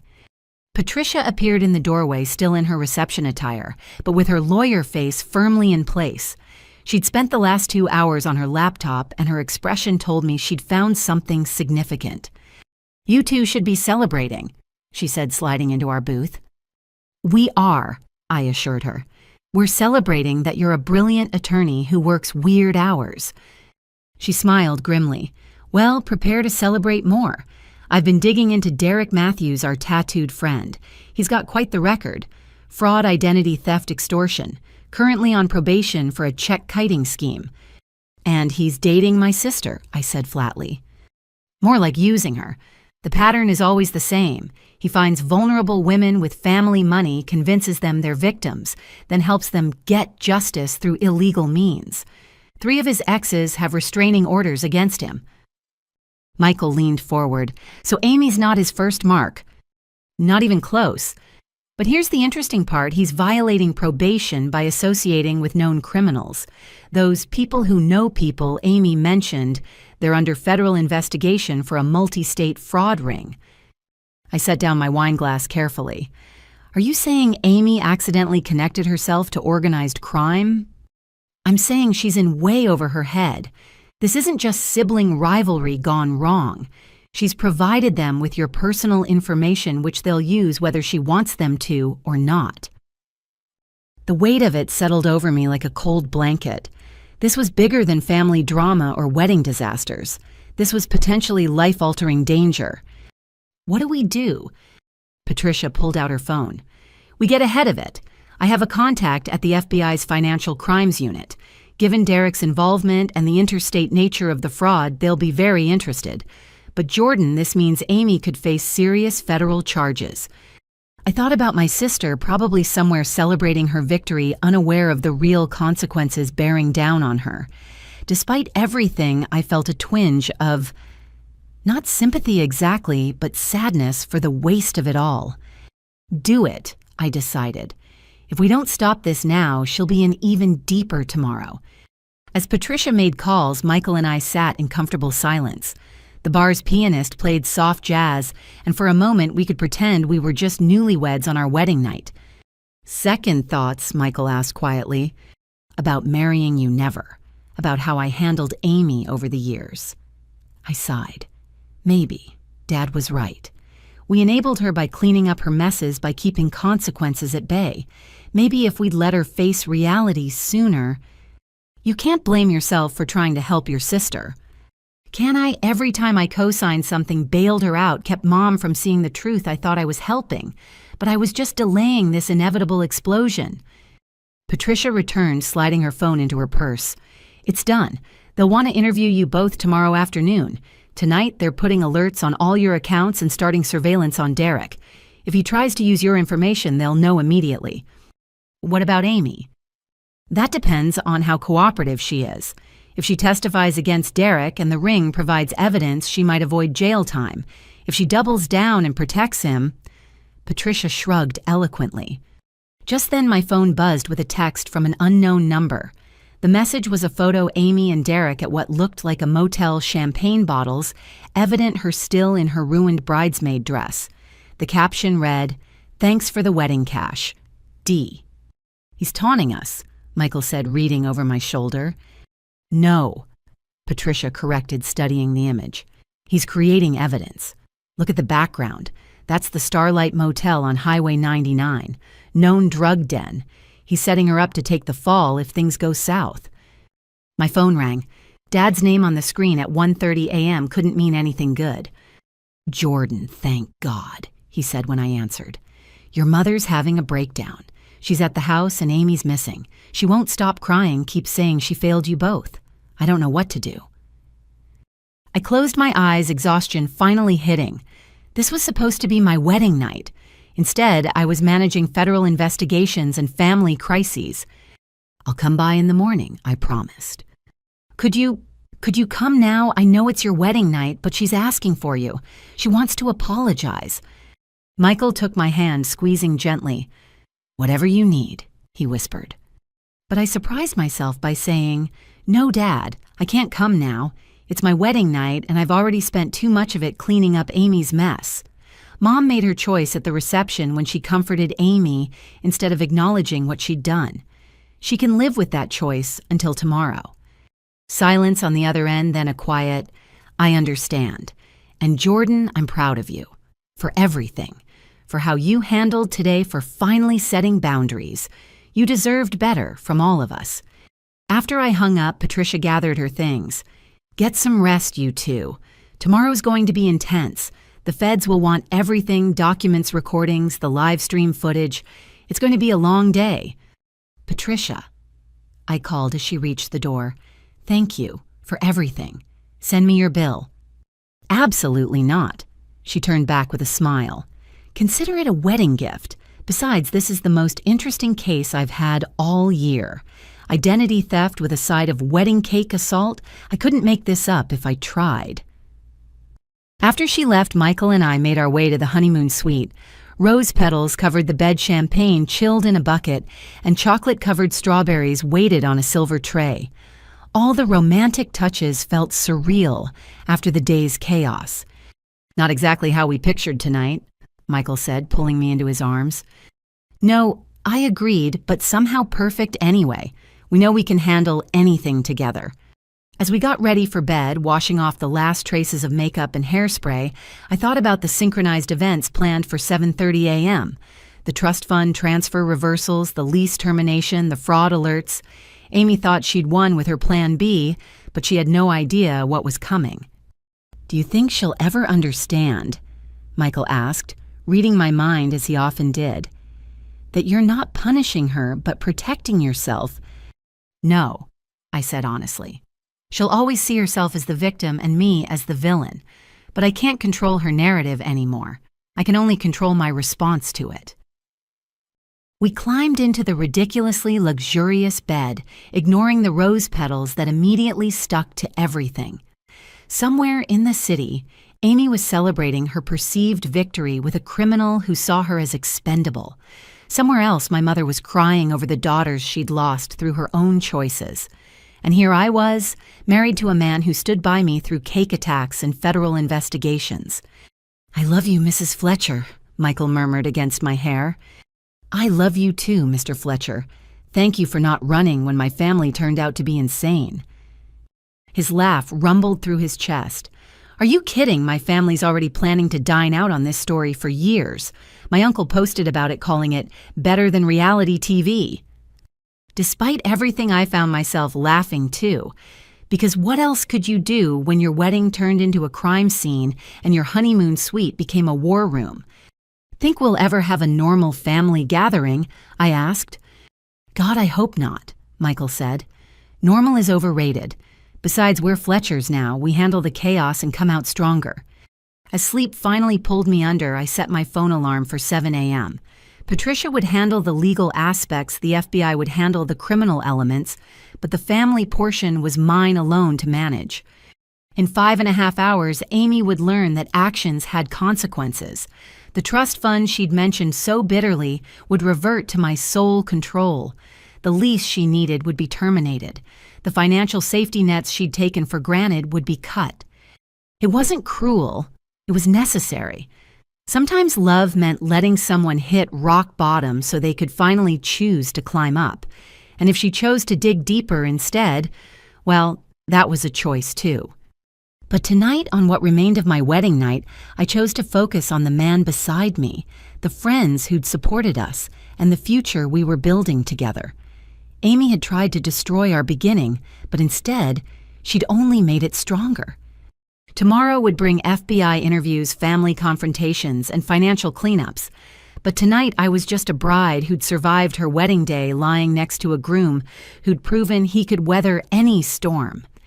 And despite the cake in my hair and the chaos in my family, I'd never been happier. 4:17 a.m. I gave up pretending to sleep and slipped out of bed, careful not to wake Michael. The honeymoon suite's floor-to-ceiling windows offered a view of the city lights, and I stood there in the hotel robe planning the synchronized demolition of my sister's safety nets. My laptop sat on the desk where I'd left it, and I powered it up quietly. Patricia had sent several emails overnight. The FBI wanted to meet at 2 p.m. Local police were investigating the motel where Derek and Amy were staying. 3 major credit card companies had confirmed fraudulent applications. But it was the last email that made my stomach drop. A forward from Patricia's forensic accountant friend found another dozen accounts, total exposure approaching $250,000. This is professional-level identity theft. $250,000. $250,000 in fraudulent debt that Amy and Derek had tried to saddle me with. The number was so staggering I had to read it 3 times. I opened my banking app, grateful for the paranoia that had made me use different passwords for everything. All my actual accounts were intact, protected by 2-factor authentication Amy couldn't bypass. But the relief was temporary. If even one of those fraudulent accounts had gone through... "Can't sleep," Michael's voice came from behind me. "Sorry, didn't mean to wake you." He wrapped his arms around me from behind, reading the screen over my shoulder. When he saw the number, he whistled low. "They really went all in, didn't they? Derek's a professional. Amy just thought she was using him, but he was using her the whole time." I leaned back against his chest. She gave him everything he needed to destroy me, and he would have, with or without her permission. "What time do the transfers reverse?" 7:30. I've got everything queued up." I showed him the scheduled transactions. Trust fund reversion, lease termination, college fund freeze. All legal, all within my rights as trustee and co-signer. "You're not having second thoughts?" "No, but I am documenting everything." I gestured to the notebook where I'd been writing timestamps and events. Every decision, every action, every reason. So when this eventually goes to court, no one can say I acted impulsively or vindictively. Michael poured us coffee from the sweets machine and we sat together watching the sunrise. By 6:30, my phone was buzzing with messages. Dad asking if I was awake, Sarah checking if we needed anything, even a text from Emma, my cousin, who'd first warned me about seeing Amy at the casino. "Heard about last night. Stay strong. Some family you choose, some you just survive." At 7:15, I opened the trust management portal. The Dorothy Anderson Trust established by our grandmother 5 years before her death, with clear stipulations. Educational expenses only until age 25 or completion of a degree program. Amy was 24, no degree, and had violated every term by using the funds for gambling. "You sure about this?" Michael asked one more time. "She announced on livestream that I was hoarding family resources," I replied. "Called me out for controlling her inheritance. Well, now she'll understand what actual control looks like." 7:30 a.m. I hit execute on the first transaction. $30,000 transferred from Amy's education sub-account back to the main trust. The system immediately sent an automated notification to her email. Next, the lease termination. As co-signer, I had the right to withdraw with 30 days' notice. But given the evidence of fraud, the property management company had agreed to immediate termination with cause. Finally, the college fund Margaret had been paying into thinking Amy was still enrolled. I didn't empty it, that wasn't mine to take, but I did freeze it, requiring both Margaret's and my signatures for any withdrawals. My phone exploded within minutes. Amy calling, declined. Amy texting, "What did you do?" Amy calling again, declined. Derek calling from Amy's phone, blocked. Margaret calling. I almost answered that one, then remembered her choosing Amy's side last night. Declined. More texts from Amy escalating in rage and panic. "You can't do this. That's my money. I'll sue you. Mom, make her stop. Answer your phone. This is illegal. I hate you." Then finally the one I'd been expecting. "Fine, you win. I'll tell you everything about Derek. Just give me my money back." I screenshot every message, forwarding them to Patricia. Evidence of her acknowledgement that she'd been working with Derek, that she knew what she'd done was wrong. How long before she figures out the FBI is involved? Michael wondered. My phone rang with a blocked number. This time I answered. "You think you're so smart." Amy's voice was different, harder, scarier. "But you just made a big mistake." "Amy, shut up. You took everything from me, everything. So now I'm going to take everything from you. Derek has friends, Jordan. The kind of friends who don't care about FBI investigations or court orders. The kind who know where you live, where you work, where your precious Michael works. Are you threatening me? I'm promising you. You have 24 hours to reverse those transfers and publicly apologize for humiliating me at your reception. Or Derek's friends start making life very difficult for you. Amy, listen to yourself. You're threatening violence over money that was never yours. Money you were stealing to pay gambling debts. It was mine. She was screaming now. Grandma left it to both of us. You just decided you knew better like always. Perfect Jordan making decisions for everyone else. The trust had conditions. I don't care about conditions. I care about survival. Do you know what they'll do to me if I can't pay? Do you even care? I care enough to stop you from digging deeper. Amy, Derek is using you. He's setting you up to take the fall for his crimes. The FBI... She hung up. I stared at my phone, then carefully saved the recording. Yes, I'd been recording. Patricia's advice to document everything included phone calls. We should call the FBI now, Michael said. That was a credible threat. It was a scared girl lashing out. I corrected, though my hands were shaking. But you're right, we need to report it. As I dialed Patricia's emergency number, another call came through, this time from the property management company. Mrs. Fletcher, this is David from Riverside Properties. I'm at your sister's apartment with the sheriff. You need to know what we found. My blood ran cold. Is Amy okay? She's not here, but the apartment... Ma'am, it's being used as some kind of fraud headquarters. There are credit cards in dozens of names, fake IDs, printers, blank checks. We're waiting for the police detective, but as the co-signer, I thought you should know. Don't touch anything, I said automatically. I'll have my attorney call you immediately. I hung up and looked at Michael. It's worse than we thought. They were running their operation out of the apartment I co-signed for. His face went pale.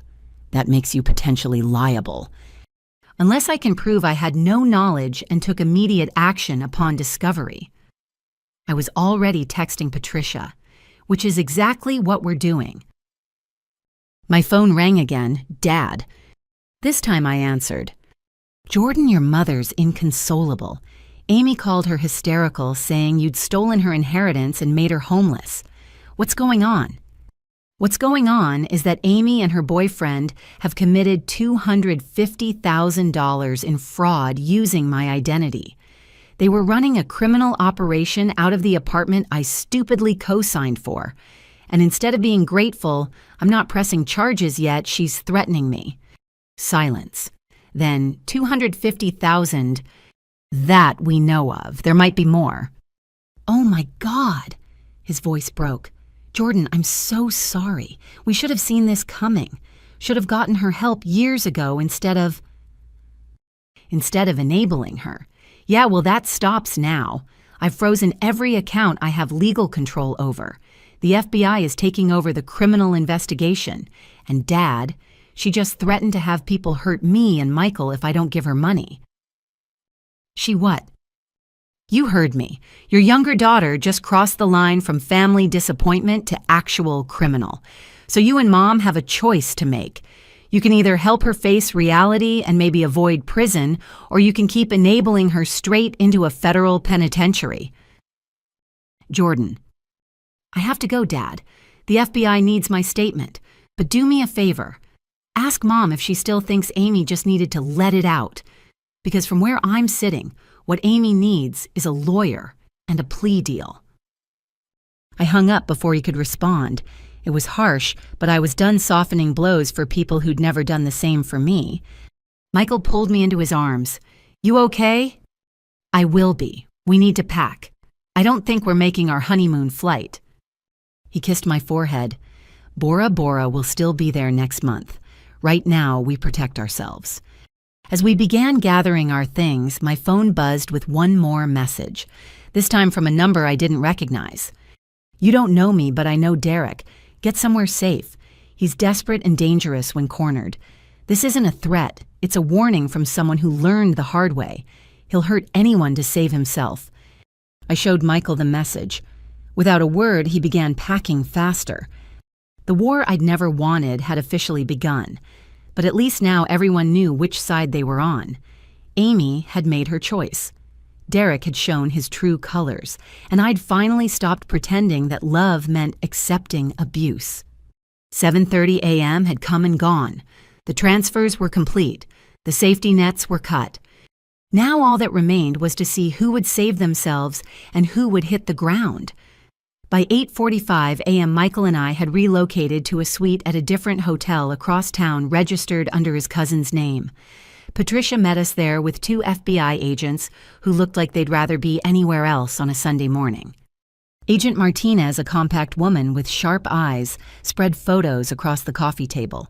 "Is this your sister?" The surveillance images showed Amy at various ATMs over the past 6 months, each time with Derek hovering nearby. In some, she was clearly using multiple cards. In others, she was photographing checks before depositing them. "Yes, that's Amy." "And you had no knowledge of these activities?" "None. I found out yesterday when she attempted to use my credit card information." Agent Thompson Martinez's older partner pulled out a tablet. "We've been tracking Derek Matthews for 18 months. Your sister is the 15th woman he's targeted using the same pattern. Build trust claim financial expertise, gradually take over their finances, then drain them and their families dry." 15 women. Michael couldn't hide his shock. "That we know of. Most are too embarrassed to come forward. Your wedding livestream actually helped us. Your sister broadcasting the crime in real time, Derek appearing on camera, both of them admitting to targeting you. It's the best evidence we've gotten." I laughed bitterly.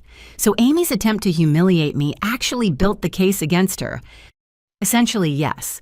But here's our problem. Martinez leaned forward. "Derek always positions the women to take the fall. Everything's in their names using their signatures, their IP addresses. He stays technically clean while they face the federal charges." "You're saying Amy could go to prison while Derek walks—" "Unless she cooperates. We need her to testify about his methods, provide evidence of his coercion. But from what we've observed, she's completely under his influence. Classic manipulation tactics. He's probably convinced her that you're the enemy, and he's her only ally." My phone now, on a new number Patricia had arranged, buzzed with a forwarded message from my old number. "Margaret. Jordan, I know you're angry, but Amy is suicidal. She says you've destroyed her life. Please, I'm begging you as your mother, undo whatever you've done. I can't lose my baby girl, so, Mom." I showed it to the agents. Martinez's expression didn't change. Textbook. He's coaching her to use emotional manipulation. Suicide threats, family pressure, anything to make you reverse the financial cutoffs. "Is she actually suicidal?" I asked, hating that I had to question it. "In our experience, unlikely. Derek's victims are too useful to him alive. But we'll request a wellness check at their last known location." Thompson pulled up more files on his tablet. "Here's what's going to happen in the next few hours. The banks will start calling about the fraudulent accounts. Creditors will begin collection attempts. Derek will realize the free money is cut off. That's when things typically escalate. Escalate how? He'll either abandon her immediately, leaving her to face the consequences alone, or double down with increasingly desperate schemes. Based on his pattern, I'm betting on abandonment. He's got warrants in 3 states. He won't stick around for a federal investigation." Patricia, who'd been taking notes, spoke up. "My client needs protection. Amy threatened violence, mentioned Derek's associates would target Jordan and her husband." Martinez nodded. "We can arrange surveillance on your home and workplaces. But honestly, Derek doesn't have the connections he claims. He's a small-time con artist who preys on vulnerable women. The dangerous associates are usually other bottom feeders who scatter at the first sign of law enforcement." "Usually," Michael pressed. "There's always a chance he's desperate enough to try something stupid, which is why we're here." Thompson stood gathering the photos.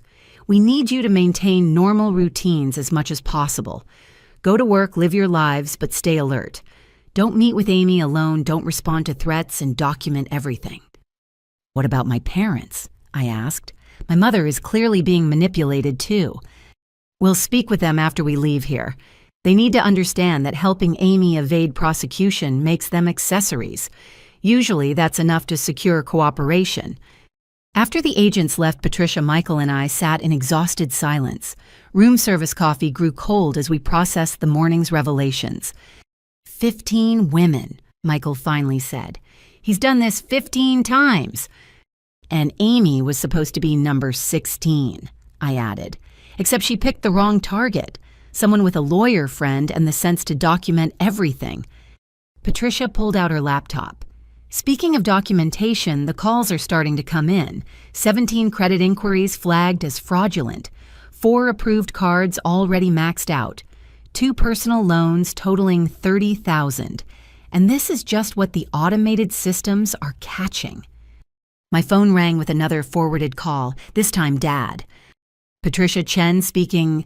Patricia answered, having advised me not to take direct calls. I could hear Dad's voice tinny through the speaker. "I need to speak with my daughter. This is an emergency."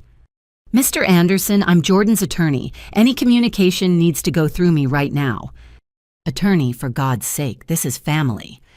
"This is a federal criminal investigation, Mr. Anderson. Your daughter Amy has committed extensive identity theft and fraud. She's made threats of violence. This is no longer a family matter." Silence. Then, "How bad is it?" Patricia looked at me. I nodded. "Current estimate is over $250,000 in fraudulent debt. Amy and her associate Derek Matthews were running a sophisticated fraud operation. The FBI is now involved.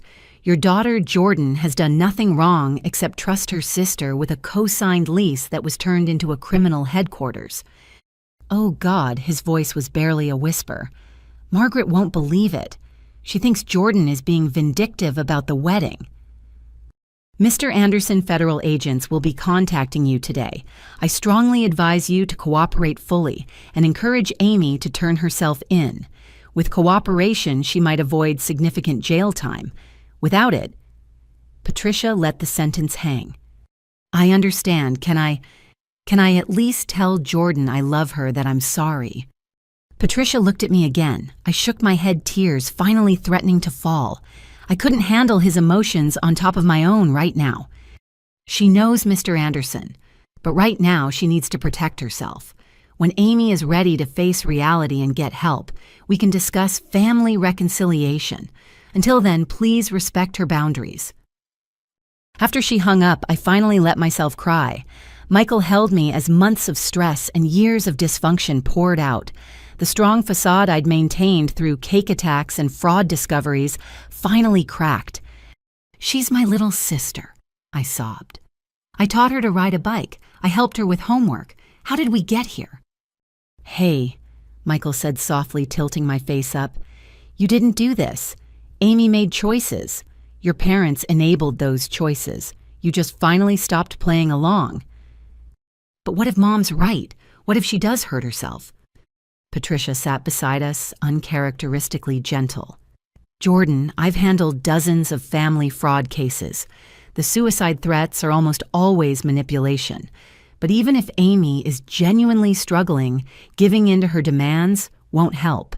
It just reinforces that threats work." My phone buzzed with another forwarded message, this time a photo from an unknown number. It showed our house taken from across the street. The caption read, "Nice place. Be a shame if something happened to it." Michael was calling 911 before I even processed what I was seeing. Patricia was already forwarding to the FBI agents. Within minutes, Martinez called back. "We've dispatched units to your house. Pack what you need for a few days. You're not going home until we locate Derek and Amy." "This is insane," I said, staring at the photo. "This is my sister. My sister is threatening my home." "No," Martinez corrected firmly. "Derek Matthews is threatening your home using your sister as cover. She might not even know he sent that photo. This is what he does, escalate situations to keep victims off balance." Another call came through, this time from the property management company that owned Amy's apartment. Mrs. Fletcher. The police are done processing the scene. We found approximately $50,000 in merchandise hidden in the unit.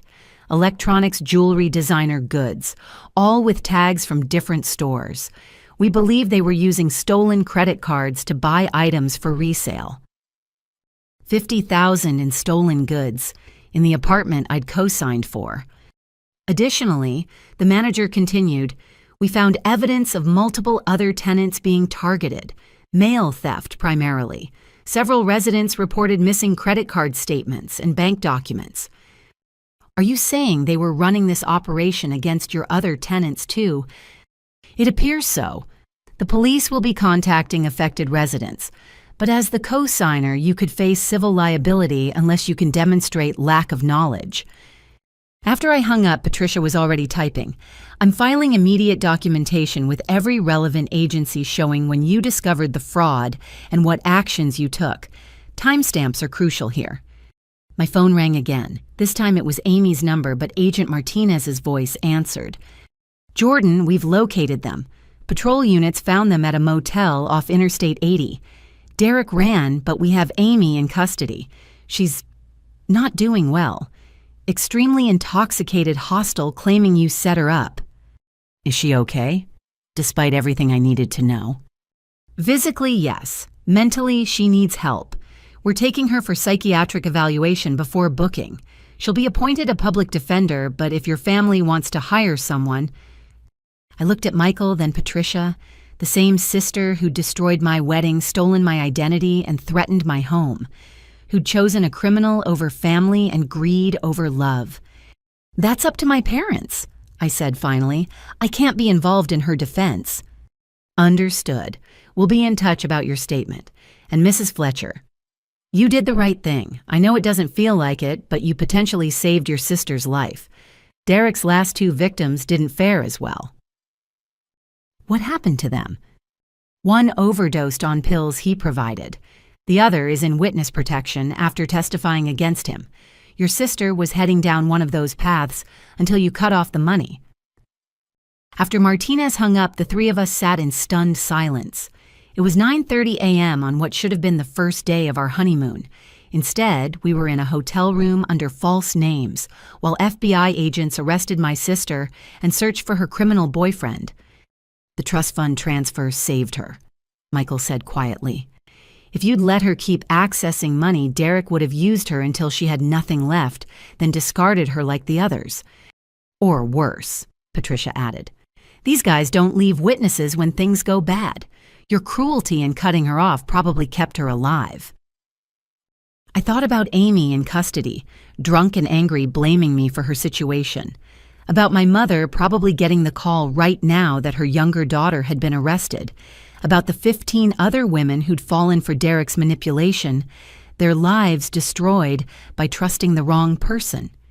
What happens now? I asked. Patricia pulled up her files. Now we clean up the mess. Every fraudulent account contested, every stolen item documented, every threat recorded. It'll take months to fully resolve, but your credit will be restored, your liability minimized. Amy will face charges, but with cooperation, probably get probation and mandated treatment. And Derek, with any luck, federal prison for a very long time. My phone buzzed one more time, a text from my old number forwarded by the service. Jordan, this is Mom. Amy's been arrested. I hope you're happy. You've destroyed our family. I will never forgive you for this. You are no longer my daughter. I stared at the words, waiting for them to hurt. Instead, I felt only a strange lightness. The mother who'd enabled Amy's destruction, who'd chosen the abuser over the abused, who'd watched my wedding cake assault and thought Amy needed to let it out that Mother had just set me free. You okay? Michael asked, reading the message. You know what I am. I deleted the message. I have you. I have friends who support me. I have a career Amy couldn't steal and a future she couldn't destroy. If losing a toxic family is the price of keeping those things, I'll pay it. Patricia smiled, the first genuine smile I'd seen from her all morning. That might be the healthiest thing I've heard you say. Now let's order room service and plan how to salvage your honeymoon.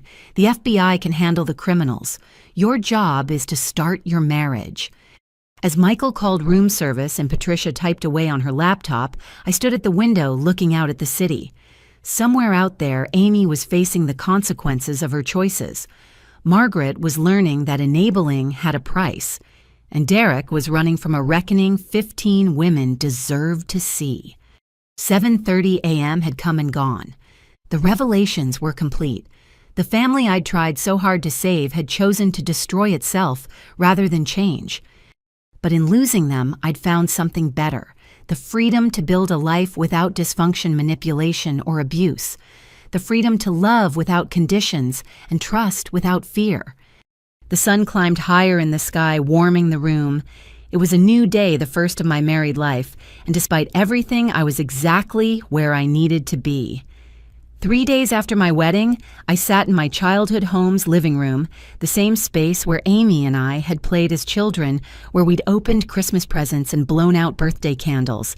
Now it felt like a crime scene heavy with accusations and broken trust. Dad sat in his old recliner, looking like he'd aged 10 years in 72 hours. Margaret occupied the couch tissues, clutched in her hand, refusing to make eye contact with me. Between us, spread across the coffee table, lay the evidence. Patricia had compiled bank statements, credit reports, printed screenshots of Amy's live stream, and a stack of fraudulent applications an inch thick.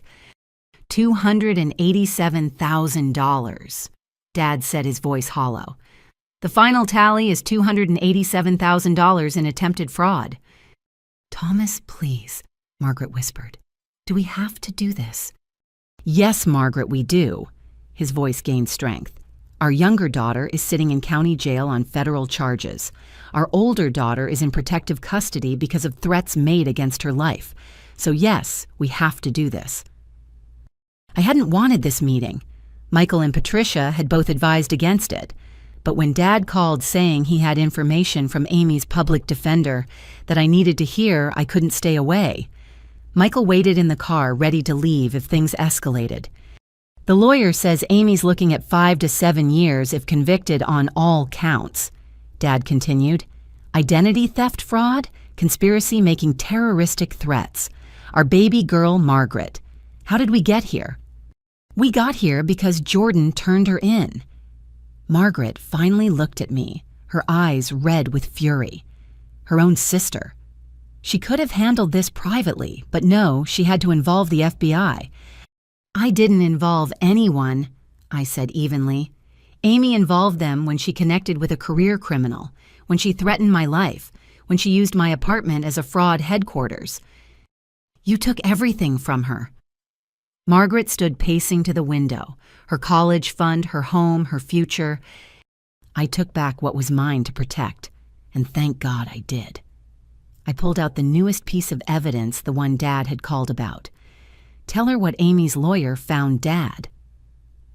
He lifted a printout with shaking hands. Derek Matthews wasn't just running fraud. He was recording everything, every intimate moment with Amy. He has videos, photos, all saved to cloud storage. Margaret's face went white. "What?" "He records all his victims." I explained, my voice gentler now. "Uses it as blackmail if they try to leave or testify against him. Amy thought she was his girlfriend. She was just his mark." 15 other women, Dad added, all thinking they were special, all ending up destroyed in debt, some of them. He couldn't finish. 2 suicide attempts I supplied, 1 successful. That's who Amy chose over family. Margaret sank back onto the couch, the fight draining out of her. She said she loved him, said he understood her in ways we never did. He understood how to manipulate her, how to use her anger at me to his advantage. I leaned forward. "Mom, I know you want to blame me. It's easier than admitting we all failed Amy by never making her face consequences. But I'm not the villain here. You could have helped her," Margaret insisted, but with less venom. "You have money connections." "I have $300,000 in student loans and a mortgage. The wedding was paid for with savings and Michael's family's help. This idea that I'm wealthy is Amy's fantasy, one you bought into. But the trust fund has $30,000 earmarked for education, not gambling debts, not living expenses for criminals, education, which Amy hasn't pursued in 2 years. Dad set down another document. There's more. The public defender found evidence that Derek was planning to disappear soon. He had fake passports, ready tickets to Thailand. He was going to drain every account and leave Amy holding the bag. "Oh God," Margaret whispered. "Your intervention saved her life," Dad said, looking at me. "I know it doesn't feel like it. I know Margaret and I haven't handled this well. But you saved her from whatever he was planning." "Tell that to Amy," I said bitterly. "According to her public defender, she still thinks Derek loves her, still thinks I ruined their chance at happiness." "She's confused," Margaret said weakly, "traumatized. When she gets out, when she gets help, I'll have a restraining order waiting." The words hung in the air like a blade. "I'm done, Mom. This isn't confusion or trauma talking. This is who Amy chose to become." "She's your sister. She threatened to have me killed. She destroyed my wedding. She tried to steal my identity and ruin my career. Being related doesn't give her a free pass to destroy my life." Dad pulled out his phone, scrolling to something. "I need you both to hear this. It's a voicemail Amy left me from jail." He hit play. Amy's voice filled the room, slurred but venomous. "Dad, I hope you're happy. Your precious Jordan won. She gets to play victim while I rot in here. But this isn't over. When I get out, I'm going to finish what Derek started. She thinks she's safe with her lawyer and her FBI friends. She has no idea what I'm capable of. Tell Mom I love her. Tell Jordan to watch her back." The recording ended. Margaret had gone pale, one hand pressed to her mouth. "That's from yesterday," Dad said quietly. "After 3 days to sober up and think, she's still making threats." "She's hurt," Margaret said, but even she didn't sound convinced. "She's dangerous," I corrected. "And until you both accept that you're enabling her path to destruction." A knock at the door interrupted us. Dad answered it, returning with Agent Martinez and another FBI agent. "I apologize for interrupting," Martinez said, "but there's been a development. Derek Matthews was apprehended this morning trying to cross into Mexico." Relief flooded through me. "So he's in custody?" "He is, and he's trying to make a deal by providing information about his operation." She paused. "Including recordings that suggest Amy wasn't just a victim.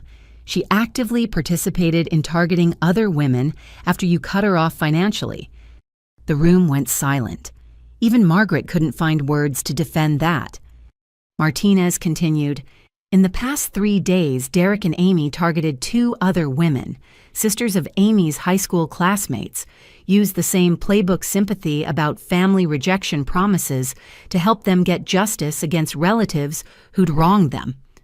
Amy made the initial contact while Derek worked the financial angle. She became him," I said, understanding flooding through me. "When I cut off her money, she didn't leave. She joined his operation." The victims were lucky. Their families were suspicious and contacted authorities before any significant damage. But it establishes a pattern of willing participation that will be hard for Amy's defense to overcome. After the agents left, we sat in stunned silence. The daughter and sister we'd known was gone, replaced by someone willing to destroy other families the way hers had been destroyed. "I need to show you something," Dad said finally. He disappeared upstairs, returning with a box I recognized. Amy's childhood keepsakes, things Margaret had saved over the years. "I went through these last night," he said, opening the box, "looking for signs we missed. And I found this." He pulled out a diary, one Amy had kept in high school. Pages were marked with sticky notes. "Read the marked entries," he said, handing it to me. I read, my heart sinking with each passage. Entry after entry detailed lies Amy had told, money she'd stolen from our parents' kids at school she'd manipulated. But what struck me most were her comments about me. "Jordan thinks she's so perfect. One day I'll show her what it feels like to lose everything. Stole $50 from Mom's purse. If anyone notices, I'll say I saw Jordan take it. Jordan got into Stanford. Everyone's so proud. I hope she fails and has to come crawling back. The entries went back years. This wasn't new behavior triggered by Derek. This was who Amy had always been. We knew she struggled, Dad said quietly, but we told ourselves it was normal sibling rivalry, teenage angst. We made excuses because facing the truth was too hard. Margaret took the diary with trembling hands, reading entries her husband had marked. With each page, her face crumpled more.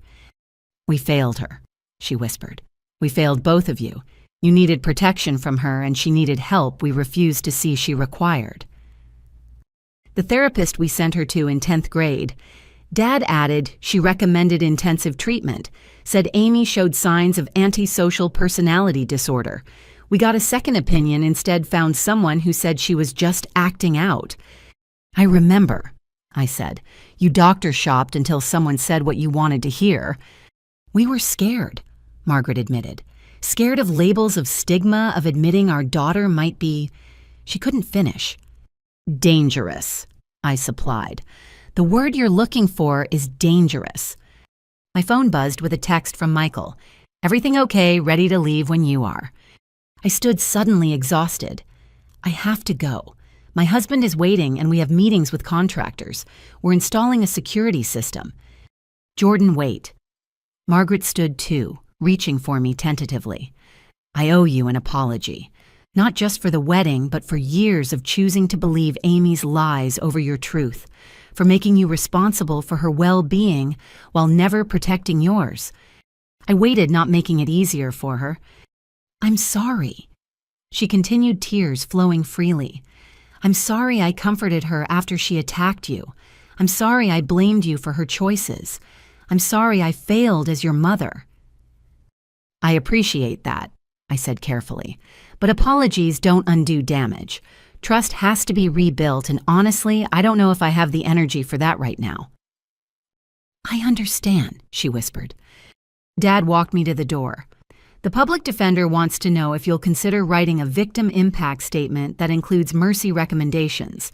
Says it could help Amy get treatment instead of just prison time." I thought about the diary entries, the threats the other women she'd tried to victimize. Then I thought about the little girl who used to crawl into my bed during thunderstorms, who I'd taught to tie her shoes and ride a bike. "I'll think about it," I said finally. "But Dad, whatever I decide will be about justice, not family loyalty. I'm done prioritizing Amy's needs over my safety." "I wouldn't expect anything else," he said. "You've grown into the kind of person Amy never could be, someone who sets boundaries and keeps them. I'm proud of you, sweetheart. Despite everything we did wrong, you turned out right." As I walked to the car where Michael waited, I felt the weight of 28 years of dysfunction lifting. The house behind me held memories both beautiful and terrible, but it no longer held power over me. Amy had chosen her path. My parents were finally facing their failures, and I was free to build a life without the chaos that had defined my family for so long. "How did it go?" Michael asked as I slid into the passenger seat. "They're starting to see the truth," I said. "Whether they can handle it remains to be seen." "And you?" I considered the question. "I'm okay. Sad for what we lost, relieved by what I'm leaving behind, hopeful for what's ahead." He took my hand as we drove away from my childhood home. "That sounds pretty healthy to me." "Yeah." I agreed, watching the familiar streets fade in the rearview mirror. For the first time in my life, I think it actually is. The federal courthouse downtown was a monument to justice, all marble and mahogany, designed to make everyone who entered feel the weight of the law. I sat in a witness waiting room, Patricia beside me, preparing to testify before the grand jury about my sister's crimes. It had been 2 weeks since the wedding, 2 weeks of FBI interviews, credit disputes, and security assessments, 2 weeks of learning just how deep Amy and Derek's operation had gone. Today, I would help determine if my sister faced federal prosecution. "Remember," Patricia coached, "just answer what they ask. Don't volunteer information, don't speculate about motives. Facts only. I know. I'd been over this dozens of times. It just feels surreal, testifying against Amy. You're not testifying against her. You're testifying about crimes committed using your identity. There's a difference. The door opened and Agent Martinez appeared. They're ready for you, Mrs. Fletcher. The grand jury room was smaller than I'd expected, with 23 citizens seated in tiered rows, like a tiny amphitheater. The prosecutor assistant U.S. Attorney James Walsh stood at a podium. No judge, no defense attorney, just citizens deciding if enough evidence existed for trial. Please state your name for the record. Walsh began after I was sworn in. Jordan Marie Fletcher, formerly Anderson. Mrs. Fletcher, can you tell us about your relationship with Amy Anderson? She's my younger sister, 4 years younger. And were you close? I considered the question. We were once, as children. In recent years, the relationship became strained due to her behavioral issues and financial problems. Walsh pulled up a display showing bank statements. Can you identify these documents? Those are applications for credit cards in my name that I didn't authorize. For the next hour, I walked through evidence. Every fraudulent application, every forged signature, every threatening message. The grand jurors took notes, some looking sympathetic, others stone-faced. Mrs. Fletcher. Walsh asked, did you ever give your sister permission to use your personal information for financial purposes?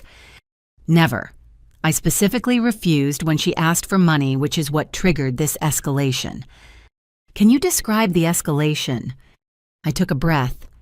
She destroyed my wedding reception, physically assaulted me with cake-threatened violence against me and my husband, and sent photographs of our home with threatening messages. Walsh played the live stream video. I watched myself get attacked with cake again, heard Amy's vitriolic speech, saw my mother comfort my attacker. Several jurors shifted uncomfortably. After this incident, what actions did you take? I revoked her access to trust funds I managed, terminated a lease I'd co-signed, and filed fraud alerts with credit agencies. I also hired security and relocated temporarily due to threats. Did the threats continue? Yes.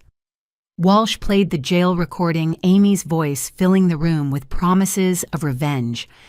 One juror, an elderly woman, looked horrified. Another, a young man, shook his head in disgust. Mrs. Fletcher, what has been the impact of these crimes on your life? This was the hard part.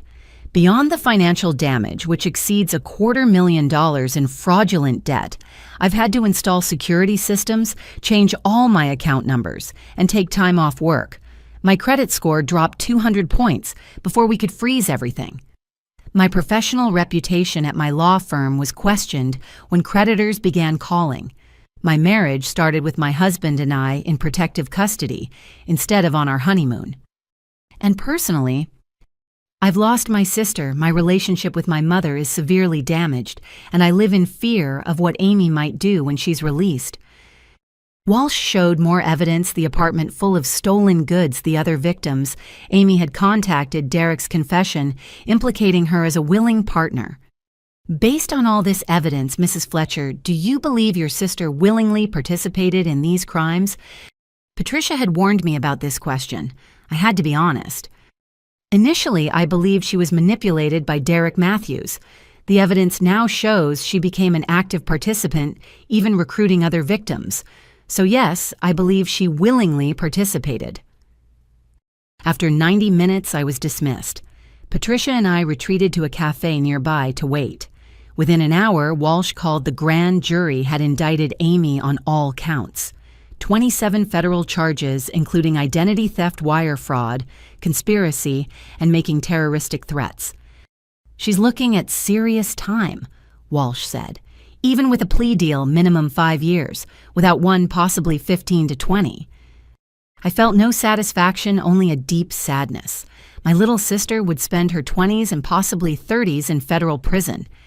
That evening, I met with Amy's public defender, Sarah Kim, at Patricia's office. She was young, earnest, and clearly overwhelmed. Your sister is difficult. Kim began diplomatically. She refuses to accept any plea deal that involves testifying against Derek Matthews. She insists you set them both up. Even with his confession, Patricia asked. She claims you paid him to lie, says this is all an elaborate scheme because you were jealous of her relationship. I laughed, but there was no humor in it. Jealous of a relationship with a career criminal who recorded their intimate moments for blackmail? I've shown her the evidence. She has explanations for everything. You planted the items in her apartment. You created the fake accounts yourself to frame her. The cake incident was performance art to expose your cruelty. Kim rubbed her temples. I've defended many clients, Mrs. Fletcher. Your sister is the first who seems to genuinely believe her own lies. What are her options? If she continues refusing to cooperate, trial, conviction, maximum sentences, the evidence is overwhelming. But there's another issue. Kim pulled out medical documents. The psychiatric evaluation revealed some concerning findings. I read the report terms jumping out: antisocial personality disorder, narcissistic features, lack of remorse, inability to accept responsibility. The psychiatrist believes she needs intensive treatment, not just incarceration, Kim explained. There's a federal medical facility that could provide both, but it requires her to acknowledge she needs help, which she won't do. Correct. She's also refused to see your parents. Says they betrayed her by not immediately bailing her out. They couldn't afford bail, I said. It was set at $500,000 given the flight risk. I explained that. She said they should have mortgaged their house. Kim paused. Mrs. Fletcher, I need to ask, would you consider speaking with her? Sometimes victims can break through when others can't. I looked at Patricia, who shook her head slightly, but something in me, maybe the last vestige of big sister protectiveness, considered it. What would be the goal? To get her to accept reality, to take a plea deal that includes treatment, to save her from spending decades in prison out of stubborn pride. She threatened to kill me, I reminded her. In a secure facility through glass with guards present, Kim assured me. But I understand if you refuse. You've been through enough. Michael was adamantly against it when I discussed it that night. She's manipulative, Jordan. She'll use any meeting to hurt you more. I know. But what if this is the last chance to get through to her, to save her from herself? You can't save someone who doesn't want to be saved. He was right, but the next morning I found myself agreeing to one meeting with strict conditions. Patricia would be present. The conversation would be recorded. Any threats or manipulation would end it immediately.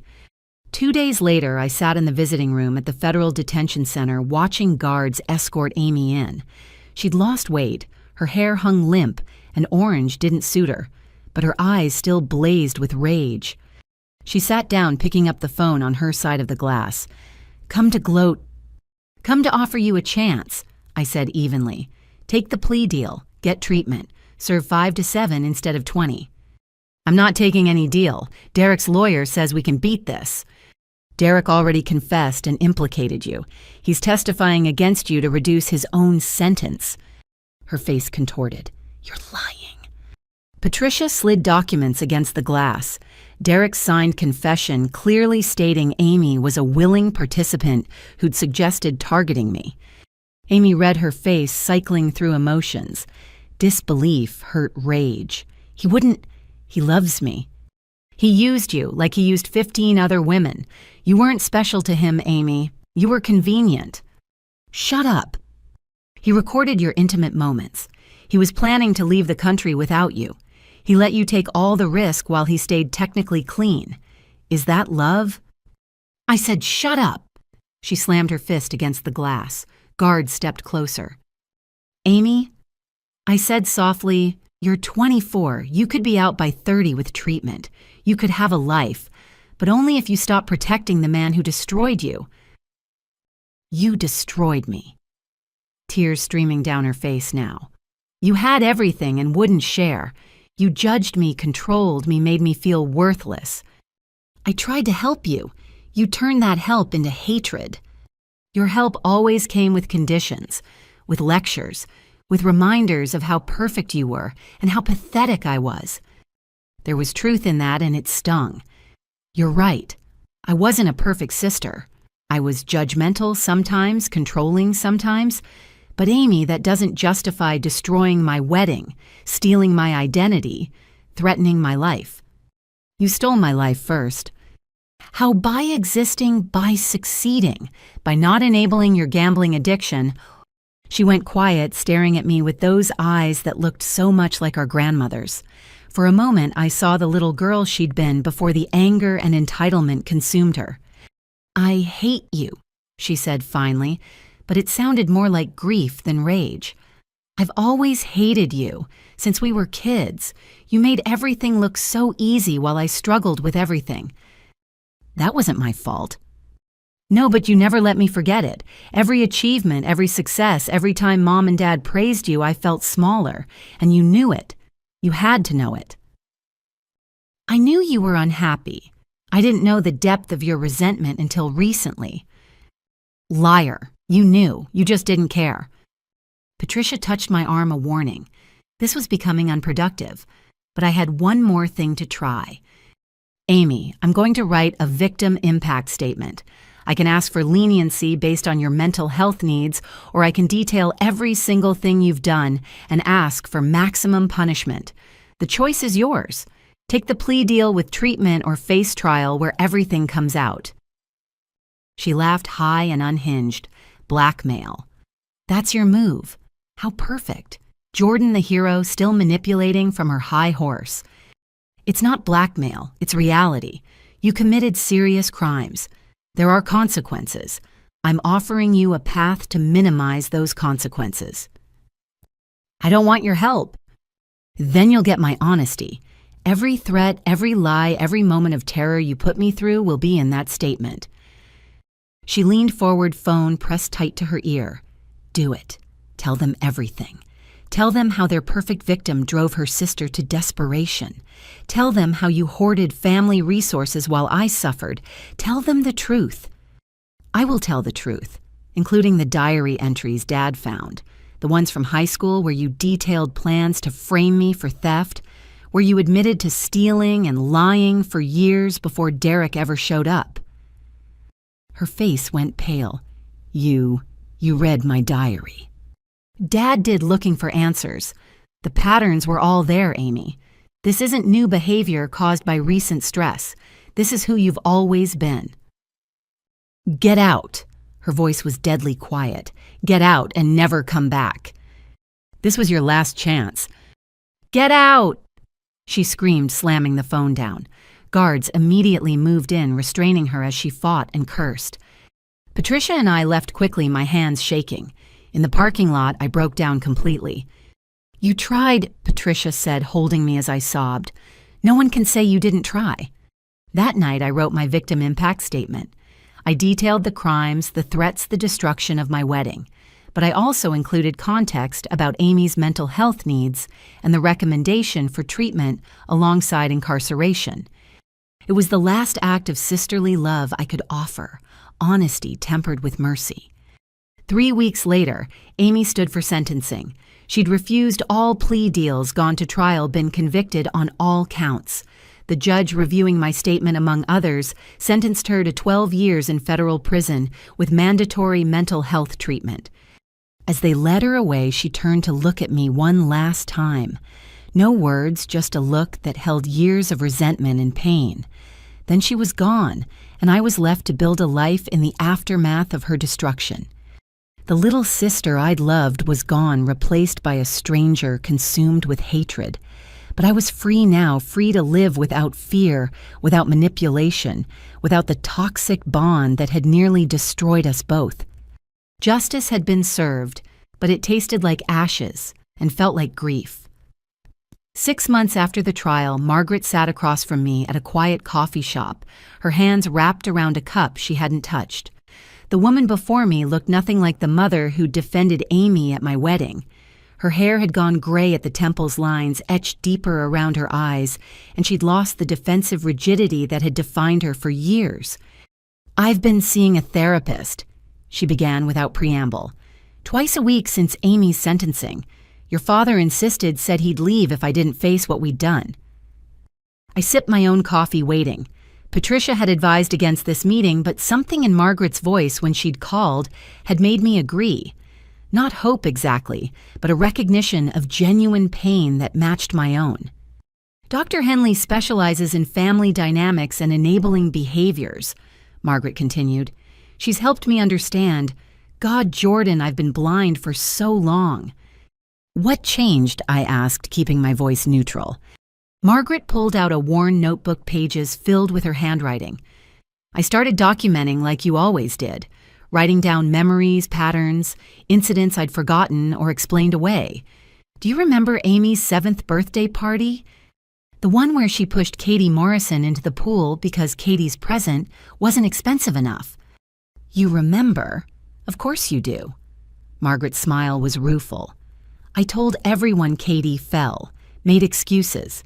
Even when Katie's mother never let her come over again, I blamed her for overreacting. That was the pattern. I agreed. Amy acted out, you covered it up. Everyone else was wrong. Dr. Henley calls it protective enabling. I thought I was shielding Amy from a world that didn't understand her. Instead, I was shielding her from consequences that might have helped her develop empathy and accountability. She flipped through pages pointing to entries. Age 9. Amy stole from the church collection plate. I replaced the money quietly. Age 12. She cyberbullied 3 classmates until one attempted suicide. I got her transferred to a different school rather than address it. Age 15. She was caught shoplifting. I paid off the store to avoid charges.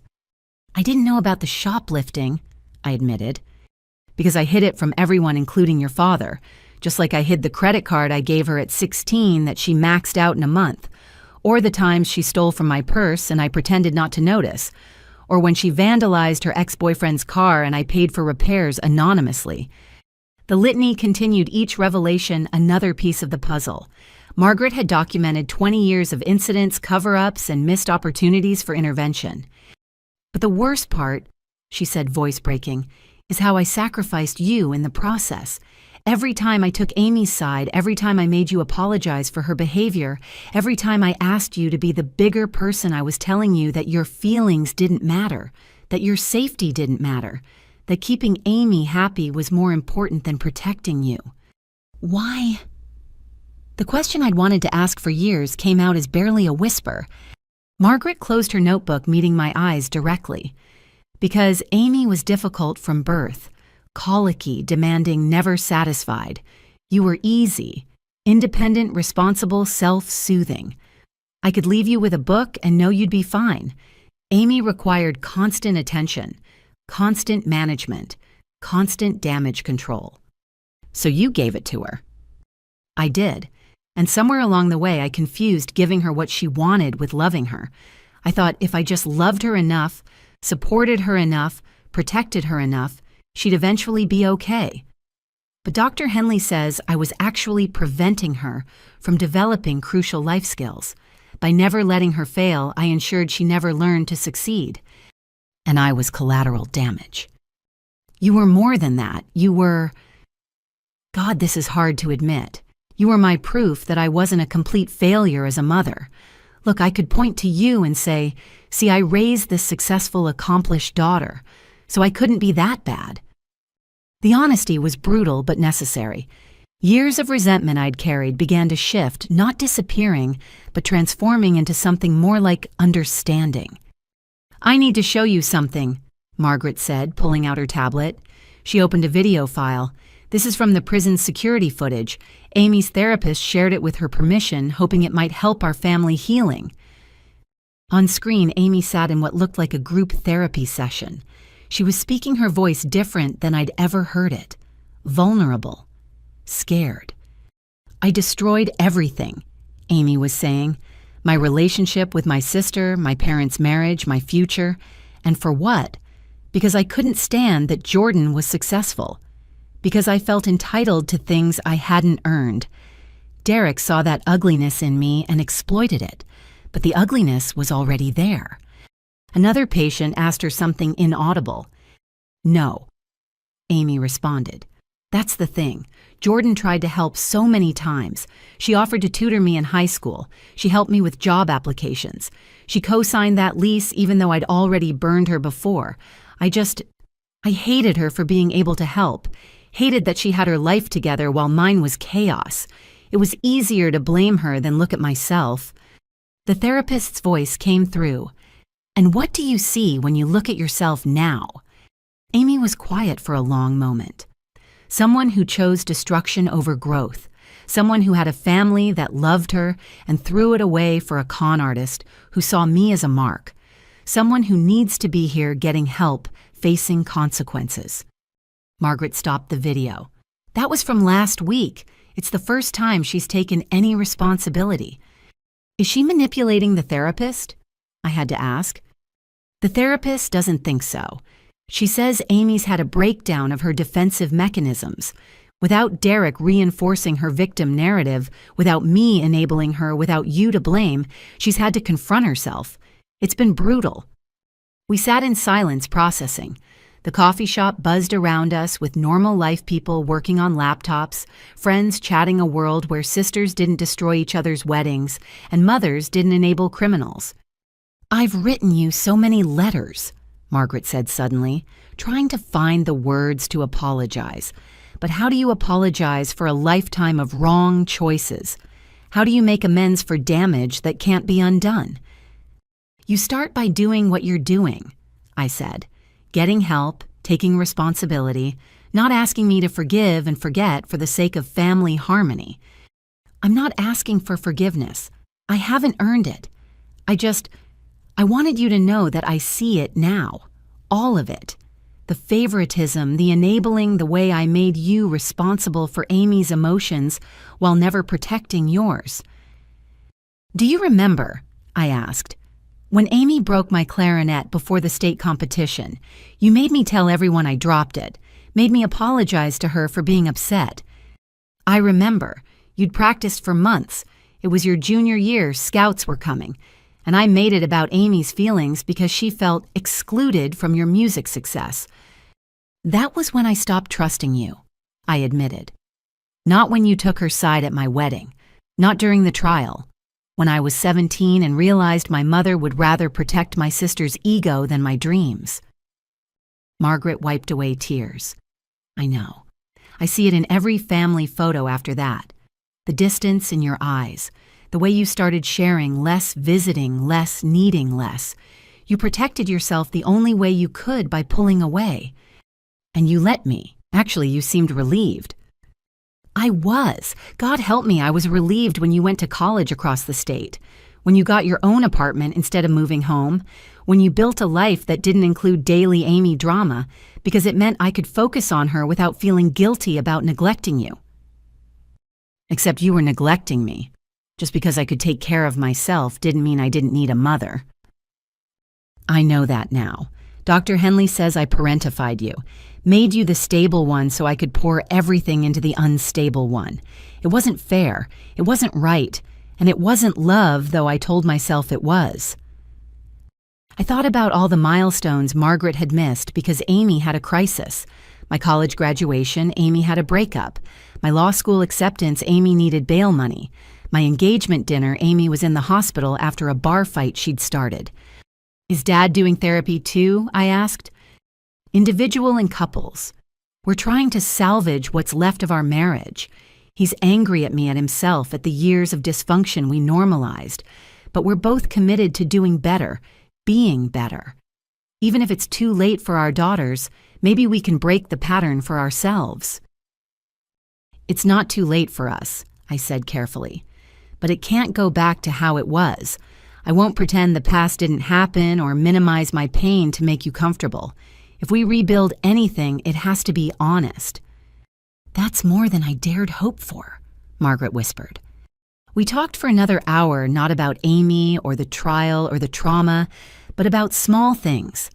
The book club Margaret had joined, the cooking classes she was taking, the way she was learning to fill her time with her own interests instead of managing Amy's chaos. As we prepared to leave, Margaret pulled out one more thing, a photo album I recognized. I found this while cleaning out Amy's room, she said. I thought you might want it. I opened it to find pictures from our childhood, before the theft and lies and resentment. Photos of Amy on my lap, both of us grinning, teaching her to ride a bike, reading her bedtime stories. The big sister I'd been before I learned protecting myself meant pulling away. We weren't always broken, Margaret said softly. That doesn't excuse anything, but maybe it means something. That there was love there once, even if we buried it under dysfunction. I tucked the album into my bag. Thank you. And Mom, keep doing the work. With or without me in your life, keep doing the work. You deserve to know who you are without the enabling, without the crisis management, without the constant Amy drama. She gets out in 11.5 years, Margaret said. I want to be healthier by then, strong enough to have boundaries, wise enough not to fall back into old patterns. That's a good goal. We hugged awkwardly in the parking lot, two women trying to bridge a canyon carved by years of wrong choices. It wasn't reconciliation exactly, but it was a start. A painful, necessary awakening to truths that had been hidden under enabling and resentment for too long. As I drove home to Michael, I thought about the video of Amy in therapy, taking responsibility for the first time in her life. It didn't undo the damage or erase the crimes, but maybe it meant she could build something better in the ruins of who she'd been.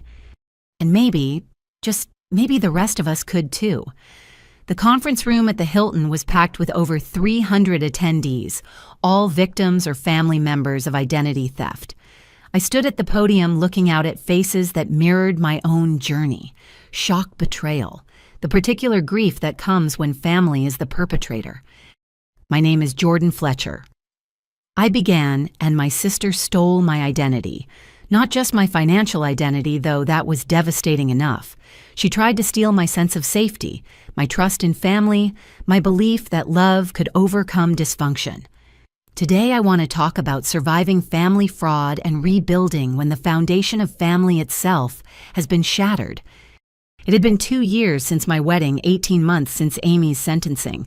The nonprofit I'd founded, Family Fraud Survivors, had grown from a support group in my living room to a national organization. We provided legal resources, emotional support, and most importantly, validation for people society expected to forgive and forget because it's family. When I first discovered the extent of my sister's crimes, I continued, well-meaning people said things like, she's sick, not evil, or family is forever, or my personal favorite, you'll regret cutting her off. But what they didn't understand was that keeping her in my life was killing me financially, emotionally, spiritually. Heads nodded throughout the room. These people knew. They'd heard the same platitudes, faced the same pressure to prioritize family bonds over personal safety. After my presentation, I facilitated a panel with 3 other survivors. Marcus, whose mother had opened 17 credit cards in his name. Elena, whose brother had sold her house while she was deployed overseas. David, whose father had drained his children's college funds for gambling debts. The hardest part, Elena said, was that everyone expected me to protect him. He's old, he's my father. How could I send him to prison? But he stole my children's futures. Where was his protection of us? My family split completely, Marcus added. Half sided with my mother saying addiction is a disease. The other half supported me pressing charges. Holidays are complicated now. The audience questions were painful in their familiarity. How do you handle family events when half the family thinks you're cruel? What if they get out of prison and contact you? How do you explain to your kids why grandma is in jail? I answered as best I could, sharing my own strategies, the security systems that made me feel safe, the therapy that helped me process guilt, the boundaries I maintained even when they hurt. Remember, I concluded, protecting yourself isn't betrayal. Refusing to enable criminal behavior isn't cruelty. And choosing your own well-being over family dysfunction isn't selfish, it's necessary. After the conference, Michael met me for dinner at our favorite restaurant. He'd been my rock through everything, never wavering, even when the stress invaded our newlywed years. Patricia called, he said after we'd ordered. The legislation passed committee. It's moving to the full state Senate next month. I felt tears prick my eyes. The Family Fraud Protection Act we'd been lobbying for would make it easier for victims to freeze their credit when family members were suspects, require banks to verify identities more thoroughly, and provide legal protections for victims who press charges against relatives. 2 years of work on, I breathed. Finally. Your testimony made the difference, he said, taking my hand, putting a face to the statistics, making them understand this isn't about vindictive family members, but desperate victims. My phone buzzed with a text from Dad. Saw the news coverage of your conference. So proud. Mom sends her love. Margaret and I had rebuilt slowly, carefully. Weekly coffee, then monthly dinners, now regular family interactions, but always with boundaries. Always with the understanding that our relationship had been forever altered by her choices and mine.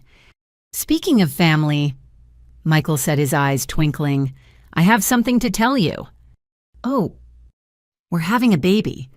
I stared at him, confused. I think I'd remember. Sorry, let me rephrase. My sister Michelle is pregnant. We're going to be an aunt and uncle. Joy flooded through me. Michelle had been trying for years, multiple rounds of IVF heartbreaking losses. Oh my God, how far along? 4 months. She wanted to wait until she was sure. Due in February. I immediately started planning baby showers, nursery help, all the ways I could support her. Then a thought struck me, dampening my joy. The baby will be 8 when Amy gets out, I said quietly. Michael squeezed my hand. We'll handle that when it comes. Security measures, legal protections, whatever we need. But Jordan, we can't let Amy's shadow darken every joy. He was right. I'd worked too hard in therapy to let Amy control my emotions from prison. But the fear was real, that she'd emerge unchanged, still bent on revenge targeting the next generation. Have you heard from her? Michael asked gently. Not directly. Her therapist sends quarterly updates through Margaret. Slow progress, lots of resistance, but some breakthrough moments. She's earned her GED, started taking college courses. Small steps. That's something. Maybe.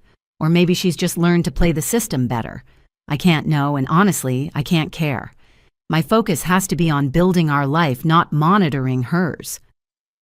We shifted to happier topics, the new house we'd bought with actual security features, built in his promotion at work, the vacation we were planning for our anniversary. Normal couple things that felt extraordinary after the chaos of our beginning. Walking home, we passed the venue where we'd had our reception. It had been renovated, the garden where family photos turned to warfare, now featuring a modern sculpture installation. Ever regret not having the wedding we planned? Michael asked. No, I said honestly. That disaster taught us who we really are, who our real family is, who stands with us when things get ugly. A perfect wedding would have been beautiful, but it wouldn't have shown us those truths so clearly. At home, I found a package on our doorstep. No return address, but I recognized Margaret's handwriting. Inside was a letter and a small box. Jordan. I was cleaning out the attic and found this. Your grandmother Dorothy gave it to me when you were born, said to save it for your first child. Given everything that's happened, I understand if you don't want family heirlooms.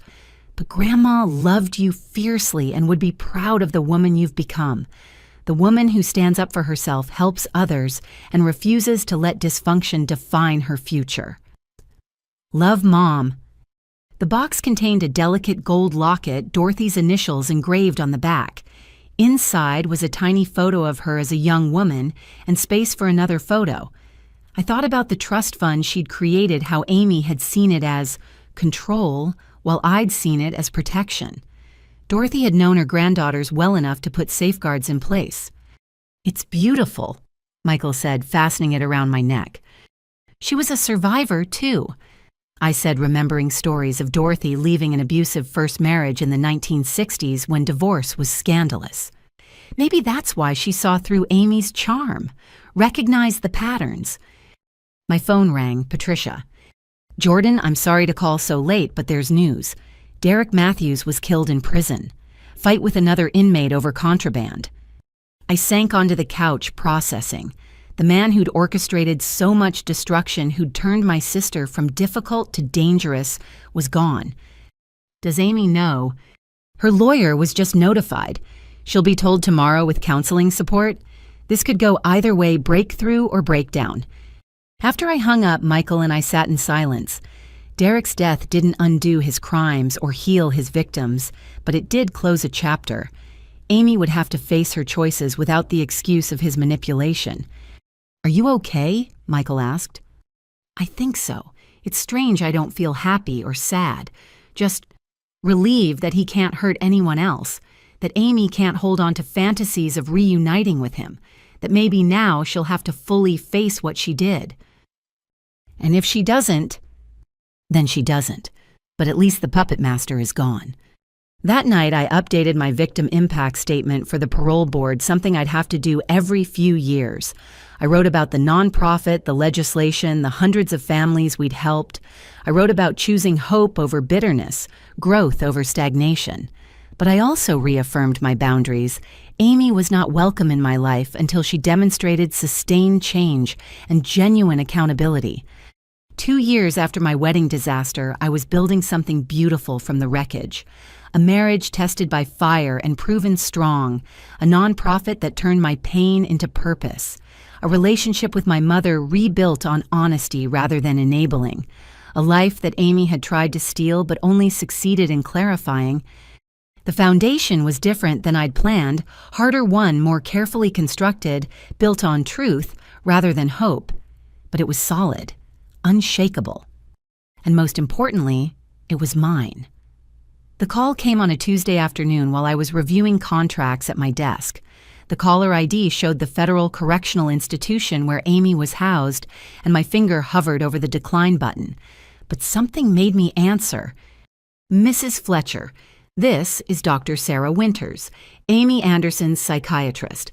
I'm calling with your sister's permission regarding a matter of some urgency." My stomach tightened. "Is she okay?" "Physically, yes, but she's made a significant breakthrough in treatment, and there's a time-sensitive situation I need to discuss with you. Would it be possible to meet in person? I can come to you." 2 days later, I sat across from Dr. Winters in a private room at the nonprofit's office. She was younger than I'd expected, with kind eyes and an intensity that suggested she took her work seriously. "First, I want to say how much your victim impact statements have helped Amy's treatment," she began. "Not the parts about the crimes, but your acknowledgement of the family dysfunction. It gave us a framework to explore how enabling and resentment shaped her choices."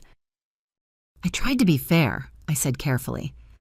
"You were, more than fair, which brings me to why I'm here." Dr. Winters pulled out a file. 3 months ago, Amy was approached by federal investigators about a financial fraud ring operating across multiple prisons. Derek Matthews was part of it before his death. They're using inmates' families as unwitting mules for money laundering and identity theft. My blood went cold. "Are you saying Amy's involved?" "The opposite. She recognized the recruitment tactics. They were identical to what Derek used on her. Instead of participating, she reported it.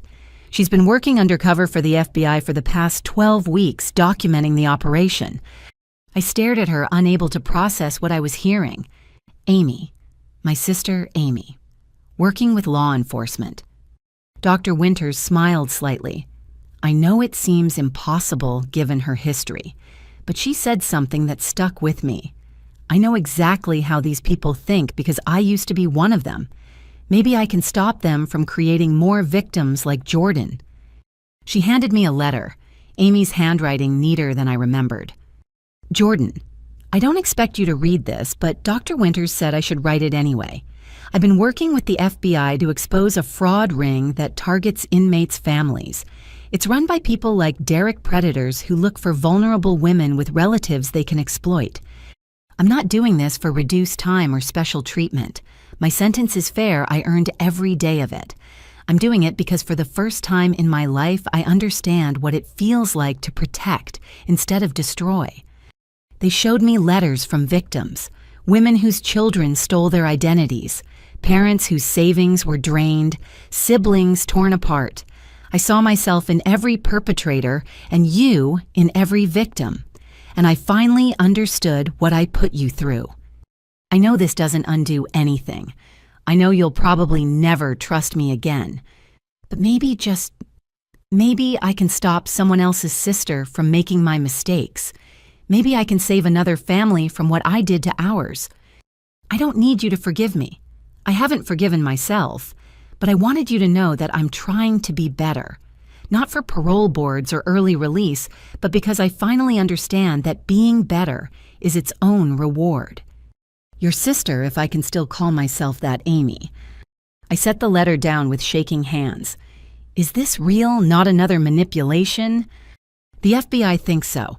Her intelligence has led to 17 arrests and prevented an estimated $3 million in attempted fraud. She's testified via video link in 2 federal cases, despite threats from other inmates. She's risking her safety to do this. Why are you telling me this? Dr. Winters leaned forward. Because the investigation is wrapping up. The ringleaders know Amy was the informant. She's being transferred to protective custody, but she'll need to testify in person at the main trial. The prosecutors want character witnesses to speak to her transformation to help the jury understand why they should believe a convicted fraudster. You want me to testify that Amy's changed based on one letter, and your word. I want you to consider meeting with her first, in a secure facility with full protective measures. See for yourself if the change is real, then decide. I thought about the years of manipulation, the wedding disaster, the threats against my life.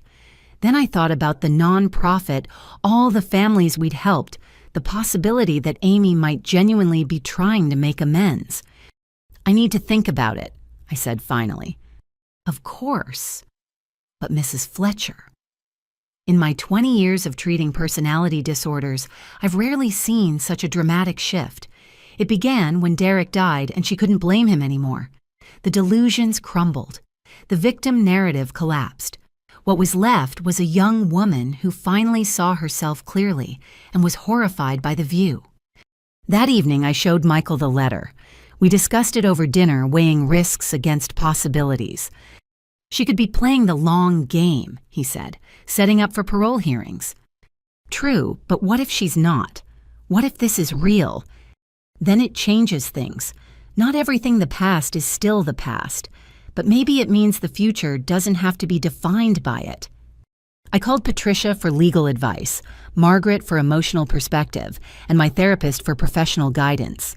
The consensus was cautious optimism with firm boundaries. A week later, I found myself back in a federal facility waiting in a conference room. When Amy entered, I barely recognized her. Not because of physical changes, though she'd aged considerably, but something in her eyes was different. The angry defensiveness was gone, replaced by something I'd never seen before: genuine remorse. "Hi," she said quietly, sitting down. No guards this time, just a camera recording everything. "Hi. Thank you for coming. I know I don't deserve it." "Tell me about the fraud ring," I said, skipping pleasantries.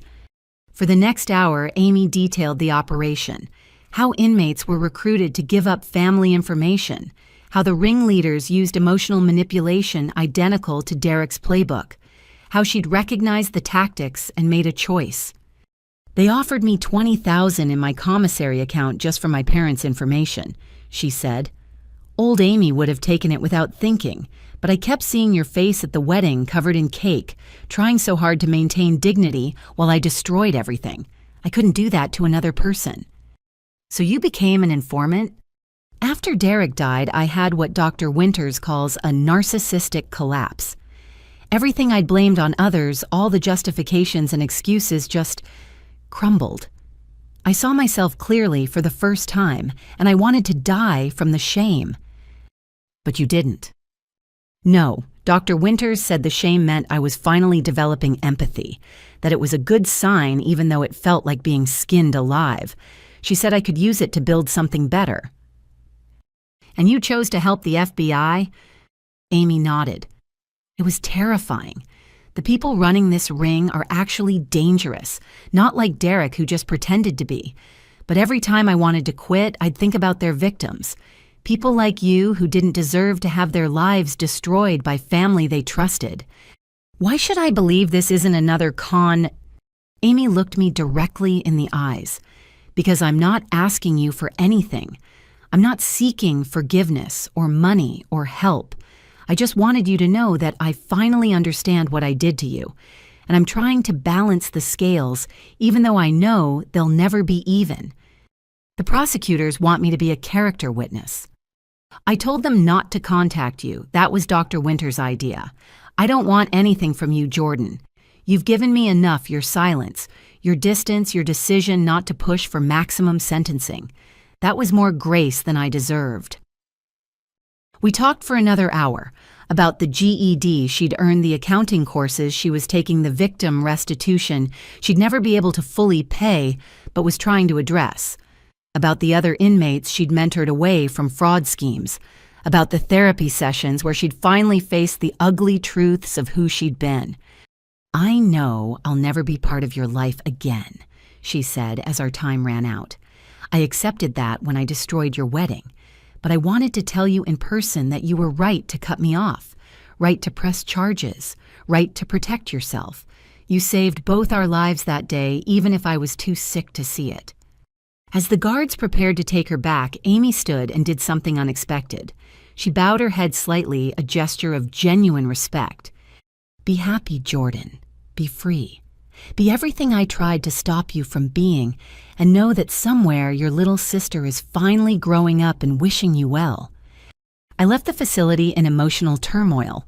The sister I'd known was gone, replaced by someone taking accountability and trying to make amends.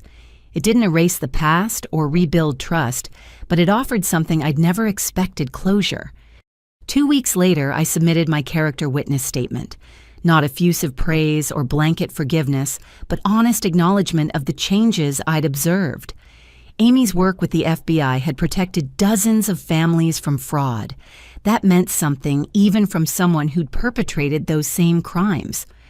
The trial made national news, a massive fraud ring exposed by an unlikely informant. Amy testified for 3 days, detailing everything, despite visible threats from the defendants. Her testimony helped convict all 17 ringleaders. The judge at the trial commended her courage, but noted it didn't erase her own crimes. Amy responded that she wasn't seeking personal benefit, just trying to prevent others from following her path. Afterward, the lead prosecutor told me Amy's cooperation had been the most extensive and effective they'd ever seen from an inmate informant. Your sister saved a lot of people from financial ruin, he said. I thought you should know that. That night, I updated my victim impact statement for Amy's file one more time. I wrote about redemption being possible, but trust being earned over years, not moments. About protecting future victims being admirable, but not erasing past harm. About hope for her continued growth while maintaining my boundaries. Amy still had 8 years left on her sentence. 8 years to prove this transformation was real. 8 years to build a life centered on accountability rather than blame. And maybe when those 8 years were done, we could meet as strangers and see who we'd both become. Not sisters anymore, that relationship had been irreparably broken, but perhaps two women who'd survived the worst of each other and chosen to grow beyond it. For now, that possibility was enough. 5 years after my wedding disaster, I stood in my dining room setting the table for Thanksgiving dinner. The china gleamed autumn centerpieces adorned every surface, and the smell of turkey filled the air. But this wasn't the tense, dysfunctional gathering of my childhood. This was something we'd built from the ashes, imperfect but honest, careful but real. Michael carved the turkey while his sister Michelle managed her twin toddlers with practiced chaos. His parents Robert and Helen chatted with my father Thomas about their recent golf game. Patricia, now part of our chosen family, helped Margaret bring dishes from the kitchen. Sarah and Jennifer, my constants through everything, poured wine and kept conversation flowing. The doorbell rang and conversation paused. We all knew who it would be, the delivery service we'd arranged. Michael retrieved the package, a small box addressed to me with no return label. Inside, wrapped carefully, was my grandmother Dorothy's jewelry box, the one Amy had stolen years ago, along with everything inside. A note was tucked beneath it. Found through estate sale listing. Purchased with legal earnings from prison job. Thought it should come home. A. Margaret's hand flew to her mouth. Dad cleared his throat roughly. I lifted the jewelry box, remembering Dorothy wearing these pieces, remembering Amy taking them, remembering the long journey to this moment. Should we set a place? Michelle asked gently, not knowing the full history but sensing the weight of the moment. No, I said, setting the box on the sideboard, but we can acknowledge her. Thomas raised his glass. To family, the ones we're born to and the ones we choose. To growth, even when it's painful. To accountability and redemption. And to those working to earn their way back wherever they are. We toasted the clink of glasses, a benediction over our rebuilt life. Amy was 3 years into her cooperation with federal authorities, her intelligence preventing millions in fraud. She'd testified in 12 trials despite increasing danger to herself. The prosecutor's office sent updates she was using her accounting education to teach financial literacy to other inmates, trying to break cycles before they started. After dinner, as the twins napped and football played in the background, Margaret and I stepped onto the back porch. 5 years of therapy and careful boundary setting had brought us here, not to where we'd been, but somewhere newer and more honest. I visited her last week, Margaret said quietly. I know you prefer not to hear details, but I need to tell you something. She started a program for inmates who were victims of financial abuse before becoming perpetrators themselves, teaching them to recognize manipulation tactics, build financial independence, protect themselves from future derricks. Margaret pulled out her phone, showing me a photo of Amy standing before a classroom of women teaching from a whiteboard covered in financial terms. That's significant, I acknowledged. The warden says it's the most successful rehabilitation program they've running. Amy understands the victim-to-perpetrator pipeline because she lived it. She's helping break it for others. I thought about my own nonprofit now operating in 12 states. The legislation we'd passed protecting family fraud victims, the thousands of people we'd helped reclaim their financial lives. Amy and I were fighting the same battle from opposite sides of prison walls. She asks about you, Margaret continued. Not for information, just if you're happy, if you're safe. I tell her yes to both. Thank you. She also wanted me to tell you something. That she understands your silence is a gift, that every day you don't oppose her parole hearings or victim services work is an act of grace she's grateful for. We stood quietly watching the sunset paint the sky in shades of redemption and regret. Inside, laughter erupted as one of the twins woke up and immediately charmed everyone in sight. Do you think you'll ever... Margaret couldn't finish the question. I don't know, I answered honestly. 8 years ago, she tried to destroy everything I'd built. 5 years ago, she threatened my life. Today, she's saving other families from similar destruction. That's a remarkable journey, but it doesn't erase the damage. The therapist says holding boundaries isn't punishment, it's self-preservation. Your therapist is right. I smiled slightly. Look how far you've come, Mom. From enabling to respecting boundaries. That's its own remarkable journey. Later, as guests departed with leftover pie and warm hugs, Michael and I cleaned up together. The domestic rhythm soothed us a far cry from our chaotic beginning. Patricia mentioned the Times wants to do a feature on the nonprofit, he said, drying dishes. 5-year anniversary piece. Including the Amy angle, you'd have to decide how much to share. I considered it. Our story had helped so many families recognize toxic patterns and seek help. Maybe sharing the next chapter, the possibility of redemption without reconciliation, could help even more. I'll think about it, I decided. That night, I sat in my home office, the one with the excellent security system and reinforced locks, and opened the jewelry box Amy had returned. Each piece was there cleaned and polished. At the bottom was another note I'd initially missed. Jordan, I know returning stolen items doesn't undo the theft. But Dr. Winters says making amends means action, not words. So I'm trying to return everything I took, starting with what can actually be given back. The trust, the safety, the sisterhood, Those I destroyed forever. But Grandma's jewelry belongs with you. You're the granddaughter she'd be proud of. Amy. P.S. The robbery charges from the pawnshop break-in were dropped when I proved ownership and paid damages. Your credit report should be clear of that incident now. I hadn't even known about pawnshop charges. Another mess she'd created and quietly cleaned up. It didn't change the big picture, but it showed consistent effort. My laptop chimed with a video message from Patricia. She was at her own family gathering, slightly wine-flushed and happy. Just wanted to say thanks for being the friend who turned trauma into purpose. Love you, lady. Hope your Thanksgiving was drama-free. Drama-free. Such a simple concept that had once seemed impossible. Now it was our normal, chosen family, honest relationships, boundaries, respected love without conditions or manipulation. The doorbell rang again. Michael called out, "I've got it." He returned with an envelope, thick, legal-sized, requiring signature. Inside were documents from Amy's victim restitution fund. She'd managed to pay back $30,000 through prison wages, educational tutoring, and selling her story rights to a documentary about fraud rehabilitation. It would never match the full amount of damage, but the consistent payments showed commitment. There was also a sealed letter marked, "Only if you want to read it." I set it aside, not ready yet. Maybe not ever, and that was okay. 5 years post-wedding, our life looked nothing like we'd planned. Instead of the perfect album photos, we had security cameras. Instead of normal family gatherings, we had carefully orchestrated visits with verified guest lists.